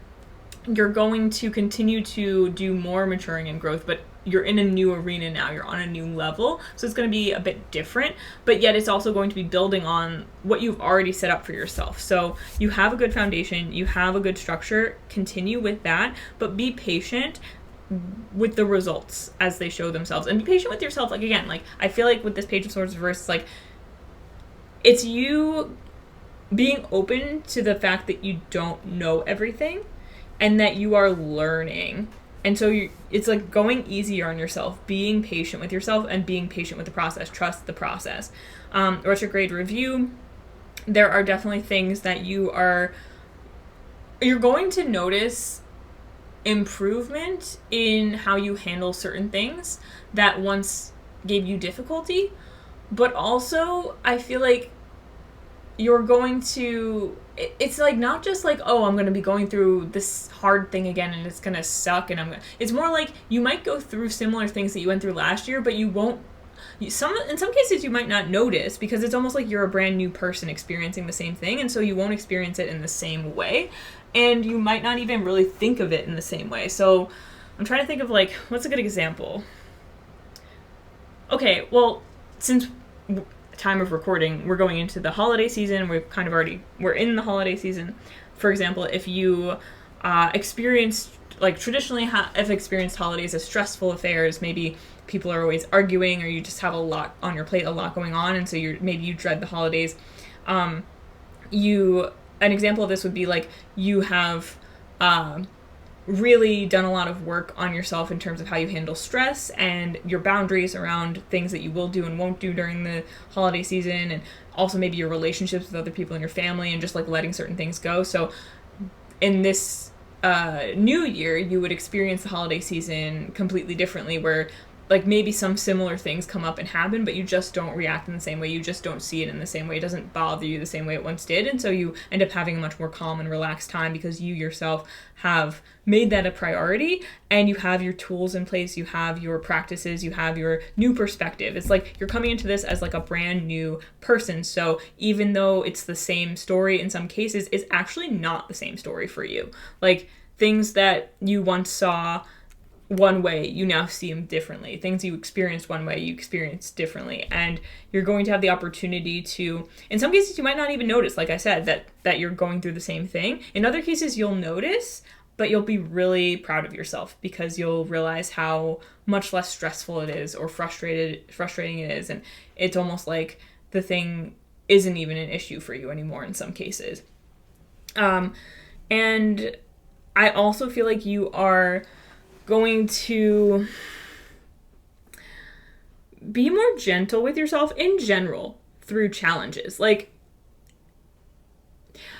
I feel like you've spent time developing your discipline, being more consistent and structured with certain things in your life. And you're going to continue to do so, but in a way where it's almost like the difference between like being an authoritative parent with yourself and being like a... Wait, no. Is authority... Being an authoritarian parent versus an authoritative parent, maybe? Like, it's like you might have inspired discipline in yourself through more harsh, like, means previously, but you're becoming more nurturing and gentle and patient with yourself this year.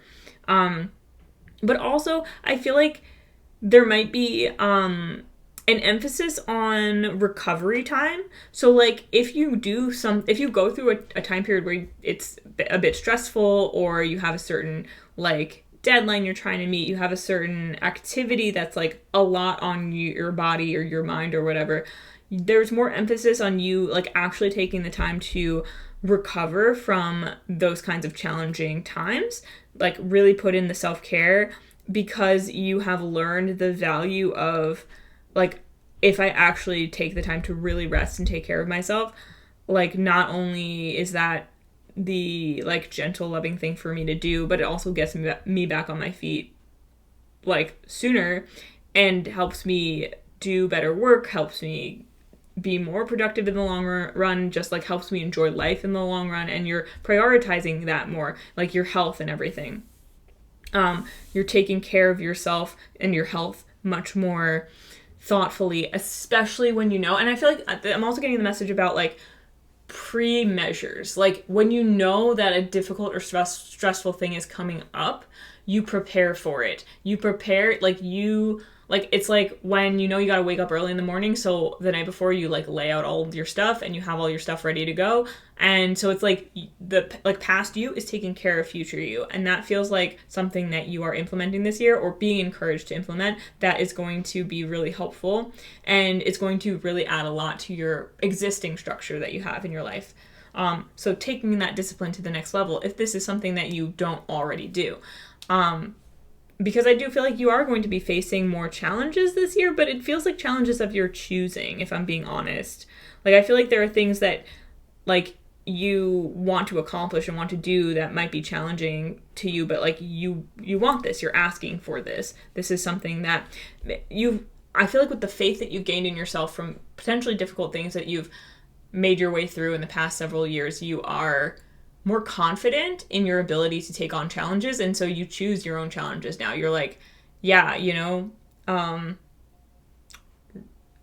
running a marathon does sound like it would be really challenging, but I know that I can do it. I've got that mental discipline, and I know I can learn how, like, the best way for me to go about it. I know that I have the tools to implement. I know that I can discipline myself, and I can prepare myself properly, and I'm going to do it, and that's the kind of energy that I'm feeling going into this year. With Pallas Athena and these two of swords and two of discs reverse, honestly, I feel like you are very decisive this year. Very decisive. I'm getting decisive from a place of intellect, though, and logic. Trusting, like, I'm recalling the intuition, like, card that we got. Well, we didn't get an intuition card, but the cards that were about trusting your intuition that came up in the previous section. And I feel like this is, like, there's a clarity of thought here and strategy that is leading to a more decisive experience for you. Like, I'm getting, like, I don't know, like, I'm getting, like, general energy. Like, you're the general of your own life, you're in charge of your actions. Like, there's very much empowerment here. There's, like, this is, like, an energy of, like, I get shit done, and not at the expense of my health, not at the expense of my happiness, but in support of my health and happiness. And it's like, how to marry those two things together. And so you're more decisive and boundaried when it comes to, like, is this going to be actually beneficial or constructive for me, or is there something else that's going to be beneficial and constructive for me? So, for example, if you're like, am I going to go to go to a concert with friends this weekend, or am I going to take the time to prepare for a client the upcoming week, right? Well, maybe that you really need some decompression time, and going to the concert actually feels really good to you. You feel like it's just what you need, and you've been spending a lot of time focused on work, and you actually need that time to separate from it for a bit to get you back on track. Then the logical, you understand from your specific shoes, with your specific intuition, your specific body, mind, and life, the logical conclusion for you is to go to the concert. Whereas in another circumstance, the logical decision might be to stay home. You might need to rest. You might be like, no, actually I need to stay home and rest. Maybe I'm not even going to work on my business. Or it's like, no, you know what? This is something that I really feel is the right thing to do right now. I need to get focused on this. This is like a really big client or a really important thing, or I just know that this needs a little extra time and care. And you'll be operating from a place of logic that makes sense with your intuition, and your life experience, rather than someone else's logic. You're operating really from your own logic. And this is making you more decisive, making you more confident in your decisions, making you more just like straightforward in your thinking as well. You're not wasting as much time on puzzling through something. That's what this feels like. And then coming over here to the end of the of your, well, I didn't actually set this up to be like a progression from beginning of year to end of year, because I kind of I feel like a lot of the time, like, themes will run through a whole year, or there'll be things that you're exploring through different parts of the year, so it's not necessarily always that straightforward. But in your case, it does feel kind of like this is a bit of a progression through the year, or there are certain things that, while they might be important all year round, might have more emphasis. Like it feels like at the beginning of the year, it makes sense that you're going to be continuing on the journey that you've been on. You're going to have to be patient. You might have to review certain things or go back through certain things that you've learned in the previous year, experiences that you've learned, especially if you've been more disciplined. You're probably doing a lot of things that require your patience and repetition. So that makes sense. And you're building on that throughout the year. But like, I almost feel like there is some kind of progression here where, like, as you go throughout the year, it becomes less focused on just maintaining the journey that you're on and revisiting old themes, and more focused on expanding your self-care through these challenges you're going through, expanding your ability to think on your feet, think quickly, make decisions, be decisive. And when we come to Pluto here in reverse, rebirth, with the Queen of Discs, which is a very, like, the Queen of Pentacles to me, it's earthy, it's mothering. And with Pluto in reverse, I mean, because I'm thinking about how, like, Pluto is, like, in Greek mythology, the god of, like, jewels, gemstones, and this Queen of Discs is, like, crying diamonds. And so there's something about, like, there is something I feel like about, there's something about, like, your material wealth here. But Pluto, with it being in reverse, rebirth in reverse, I feel like there's a rebirth in your relationship. Ah, there we go. Yeah. Uh-huh. This is about your internal. Now, I'm sure that there will be some shifts in your financial situations as well. But I feel like the real shift is this internal shift in your own prospect of your self-worth, your ability to recognize the gems that you have within you, whether it be ideas or just your energy, your presence, whatever it is, like, you are valuing yourself more. And through this year, I feel like it's almost like through this year, you're leveling up in terms of, like, I feel like almost there's subconscious, there remain maybe some subconscious blocks or limitations that you might have around your sense of self-worth. And it could be related to your health, and it could be related to your finances as well. And in some way or another, there's this year, one big shift you're going through is an internal shift in your sense of self and self-worth that will, I feel like, naturally bring about changes in finances and health if those are things that you feel are tied to your self-worth for you. But it's really going to be, like, it's not coming from, like, it's coming from an internal shift that you're going through. Like, that is what is making this change in your life.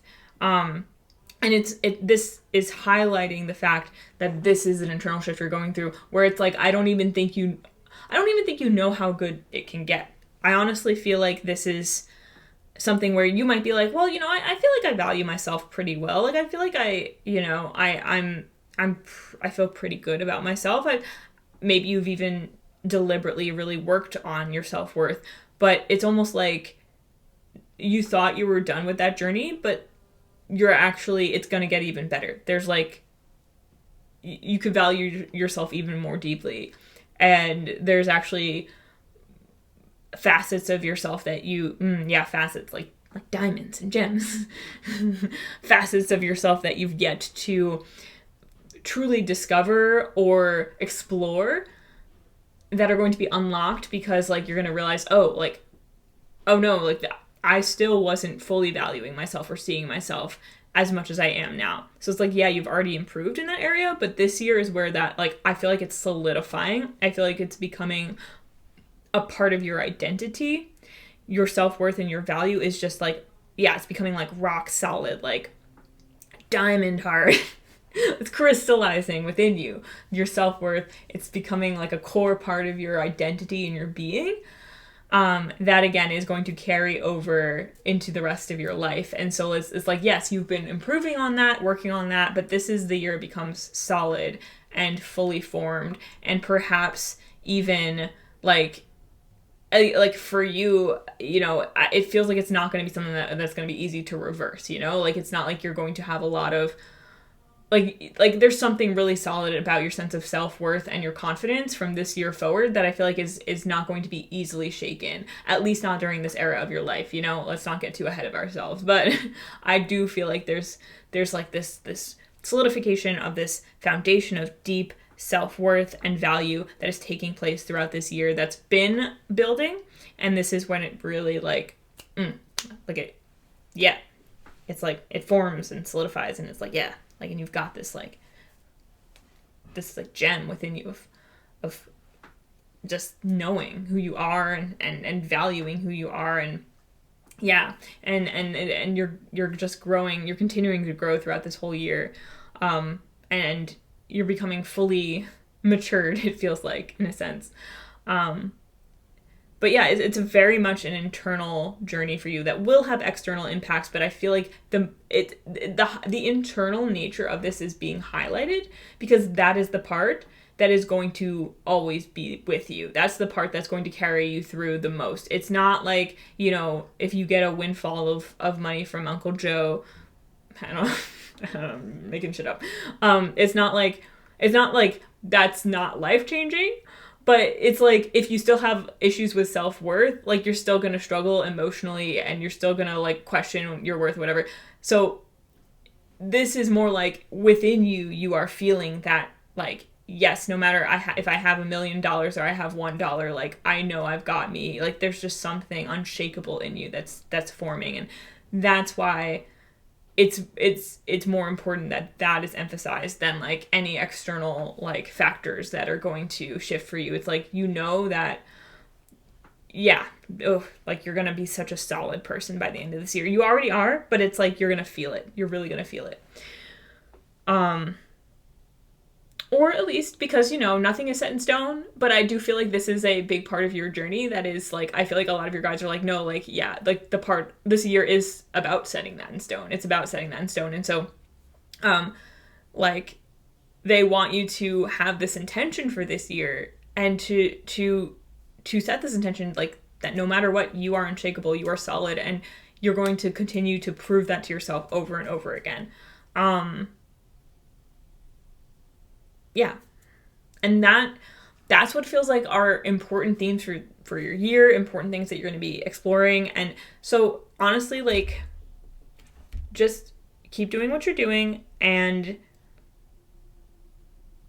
yeah, just be aware. Like if any of these things come up, if opportunities to take care of yourself, to really like set yourself up for success in areas, to practice being more decisive come up, if things that you've already gone through in the past resurface and if you have a moment of feeling discouraged, just remember, like, you are a new person, you're a different person, and it's going to be a different experience. And just know that you're on the process of becoming such an even more solid person with just some deep confidence in yourself. And we love that. That's pretty great. It's pretty great. So last but not least, let's clean this up and get some bird cards, some Feathered Omens cards, to talk about how you can prepare for this upcoming year. Or if you're already in your new year and you're kind of listening to this a little bit like into whatever new cycle you're in, just how you can prepare for the rest of your year. So let's get a few of these bird cards and see what they say. So group 4.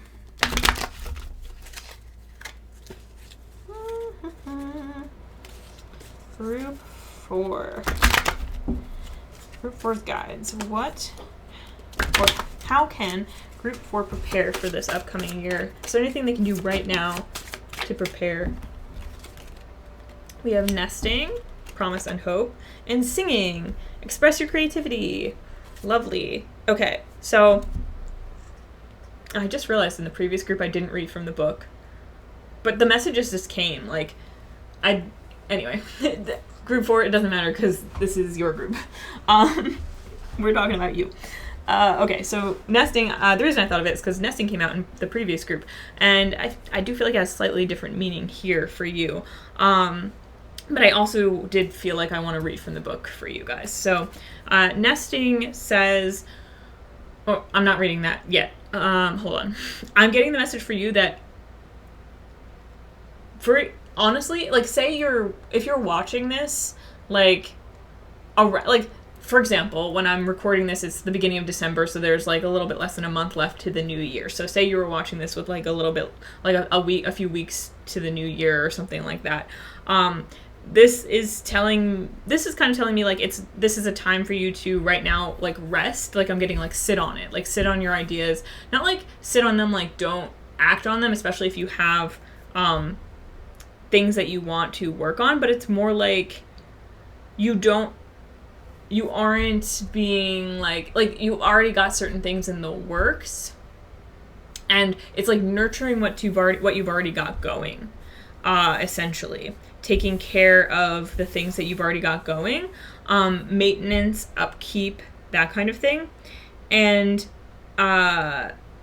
any intentions that you have for the upcoming year, like it's like, okay, like maybe you need a little extra sleep during this time, maybe you need some extra rest in preparation for the new year, or maybe you need to start laying certain like groundwork, like I said about nurturing in the previous section. Like maybe there are certain ways you can set up the new year you for success. Start preparing those things now, so you're already nurturing your intentions. You don't have to get started with like, you know, if you're going to run a marathon, you don't have to get out and start like training tomorrow, but you can start setting up a schedule for yourself, planning out what it's going to take for you to do that.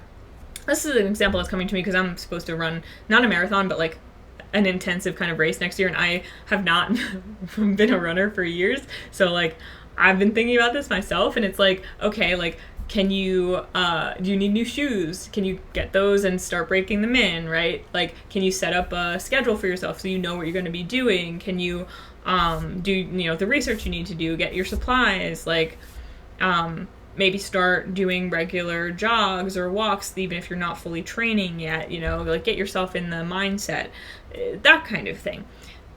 So, you know, you're not necessarily, you're like just easing yourself into whatever changes that you want to bring into your next year. And with singing, express your creativity, it's almost an opposite message, because it's kind of like, oh, just do it, just put it out there. But if there are things that you've been sitting on for a while, then don't wait for the new year. So it's like there's two messages going on, and they might seem contradictory, but it's almost like there are certain things that maybe you're not prepared to jump into immediately. Just still start preparing the nest. Still start preparing your body, your mind, your circumstance for the things you want to bring in. And on the other hand, if there are things where you're like, I can't wait to get started with this, I wish I could start it tomorrow. Start it tomorrow, now, you know? Don't wait for the new year. Don't be like, oh, okay, I can't do it until then, you know? And just have the discernment to know which is which. Like, what needs to be eased into, what are you going to take your time with and set yourself up for now that you're maybe not fully diving into yet? And what do you have already that's like, you want to release now, you want to put out there now, that you're holding back on because you feel like there's some arbitrary deadline for you to start it, you know? And discern that and decide which is which, and decide what project or what aspect of your life can get started now and what needs a little bit more time to cook. So honestly, with all of that, I don't even know if I really need to read from the book for you, but I already said I would, so I'm going to.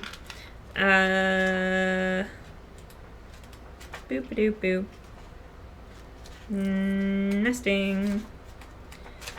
Okay. Promise and hope. The breeding, nesting, and hatching of new life is a miracle of nature. It is complex and mysterious, but its appearance now reveals that you are in a most fertile time. This could mean a physical fertility resulting in a conception and birth. It could also mean creatively fertile, or fertile, in which you conceive and give birth to new ideas, projects, and successful endeavors. Now is the time of promise and hope. Trust in the promise of your vision and inspirations now. They are true and strong.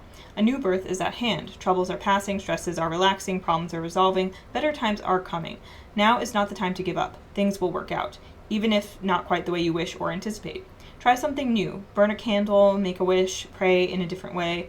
Take a different approach from the usual. It will stir your magic and power, and you will succeed beyond your beliefs. Promises will be fulfilled and hope will be renewed. Lovely. Yes. Exactly. So that, I feel like that goes well with what I said, but it's just also a great message to get for leaving one year and going into a new one. That kind of vibe, right? Is that you've got all these eggs, these ideas, these inspirations that are getting ready to hatch at this time, and it is really a new year, like especially in this group, because we did get messages that there's some things that you're going to have to be patient about, or that might be repeating for you, that's going to continue the journeys from this year into the next. This is your reassurance, though, that it is going to be a new year. It's going to be new energy. It's going to be new vibes, even if there's some similar things that you're going through. Like, again, like that sense of you're being disciplined and you're continuing to work on something, but through that discipline and persistence and patience, the change comes, you know? New energy comes. New energy is brought forth. And so it's both of those things working together, the old with the new. And then with singing, we have express your creativity. A vocal communication is common among animals. Birds sing for many reasons. They sing to defend territory, to draw mates, to warn, and for many reasons not understood. Singing is one of the greatest tools of magic. Its appearance now is a reminder that great magic lives within you. Do not be afraid to let it out. Sometimes people do not act because they are afraid they have no power. In actuality, they are really afraid of the power and magic they have within. There is at hand an opportunity for deeper love and passion in some area of your life. Follow your passions. The time for just dreaming about doing has passed. Now is the time to act. Now is the time to sing forth. You have more power and creativity in situations around you than you may believe, and with power comes responsibility. You need to act on it. Trust in your creativity. Trust in your power. You can make it work for you and for others. Those around you will respond, as long as you believe and trust in yourself and your creativity. It is time to look at yourself in a new light. Yeah. Basically, yeah. So if there are things that you are ready to get started on, it's like, just do it now. Just express it, put it out there, start it, trust yourself, and just be discerning enough to know the difference between things that you are like immediately ready to jump into and things that need some more build up first. And you'll know. You can trust yourself. That's what this is all about. Also, I got the message of speaking certain things into existence, or speaking out your goals or desires for this upcoming year as well. Like putting them on paper or just saying them out loud, maybe even just to yourself, maybe to the universe, maybe to your guides, whatever it is. You could put it out there to other people as well. Maybe there are also things that you want to do in the next upcoming year that involve other people. It's also singing that out, putting that out there to people in your life who might be able to help you or work with you. Yes. And that is all I got for you, Group 4. So thank you so much for watching. I hope you enjoyed that. Please let me know if it resonated. Like, comment, subscribe. If you do comment, I would love to hear how this past year went for you and what your aspirations are for this upcoming year. If you've got any like resolutions or goals or things and you want to share them, if you feel so called to do so, then please, I'd be so curious. But if you are interested in personal readings, you can check those out on our website, sunflowerphilosophy.com.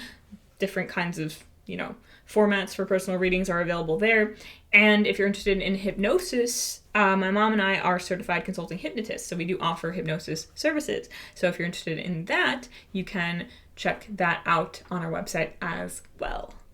Thank you again for watching. Have a wonderful life, and I will see you in another reading again sometime very soon.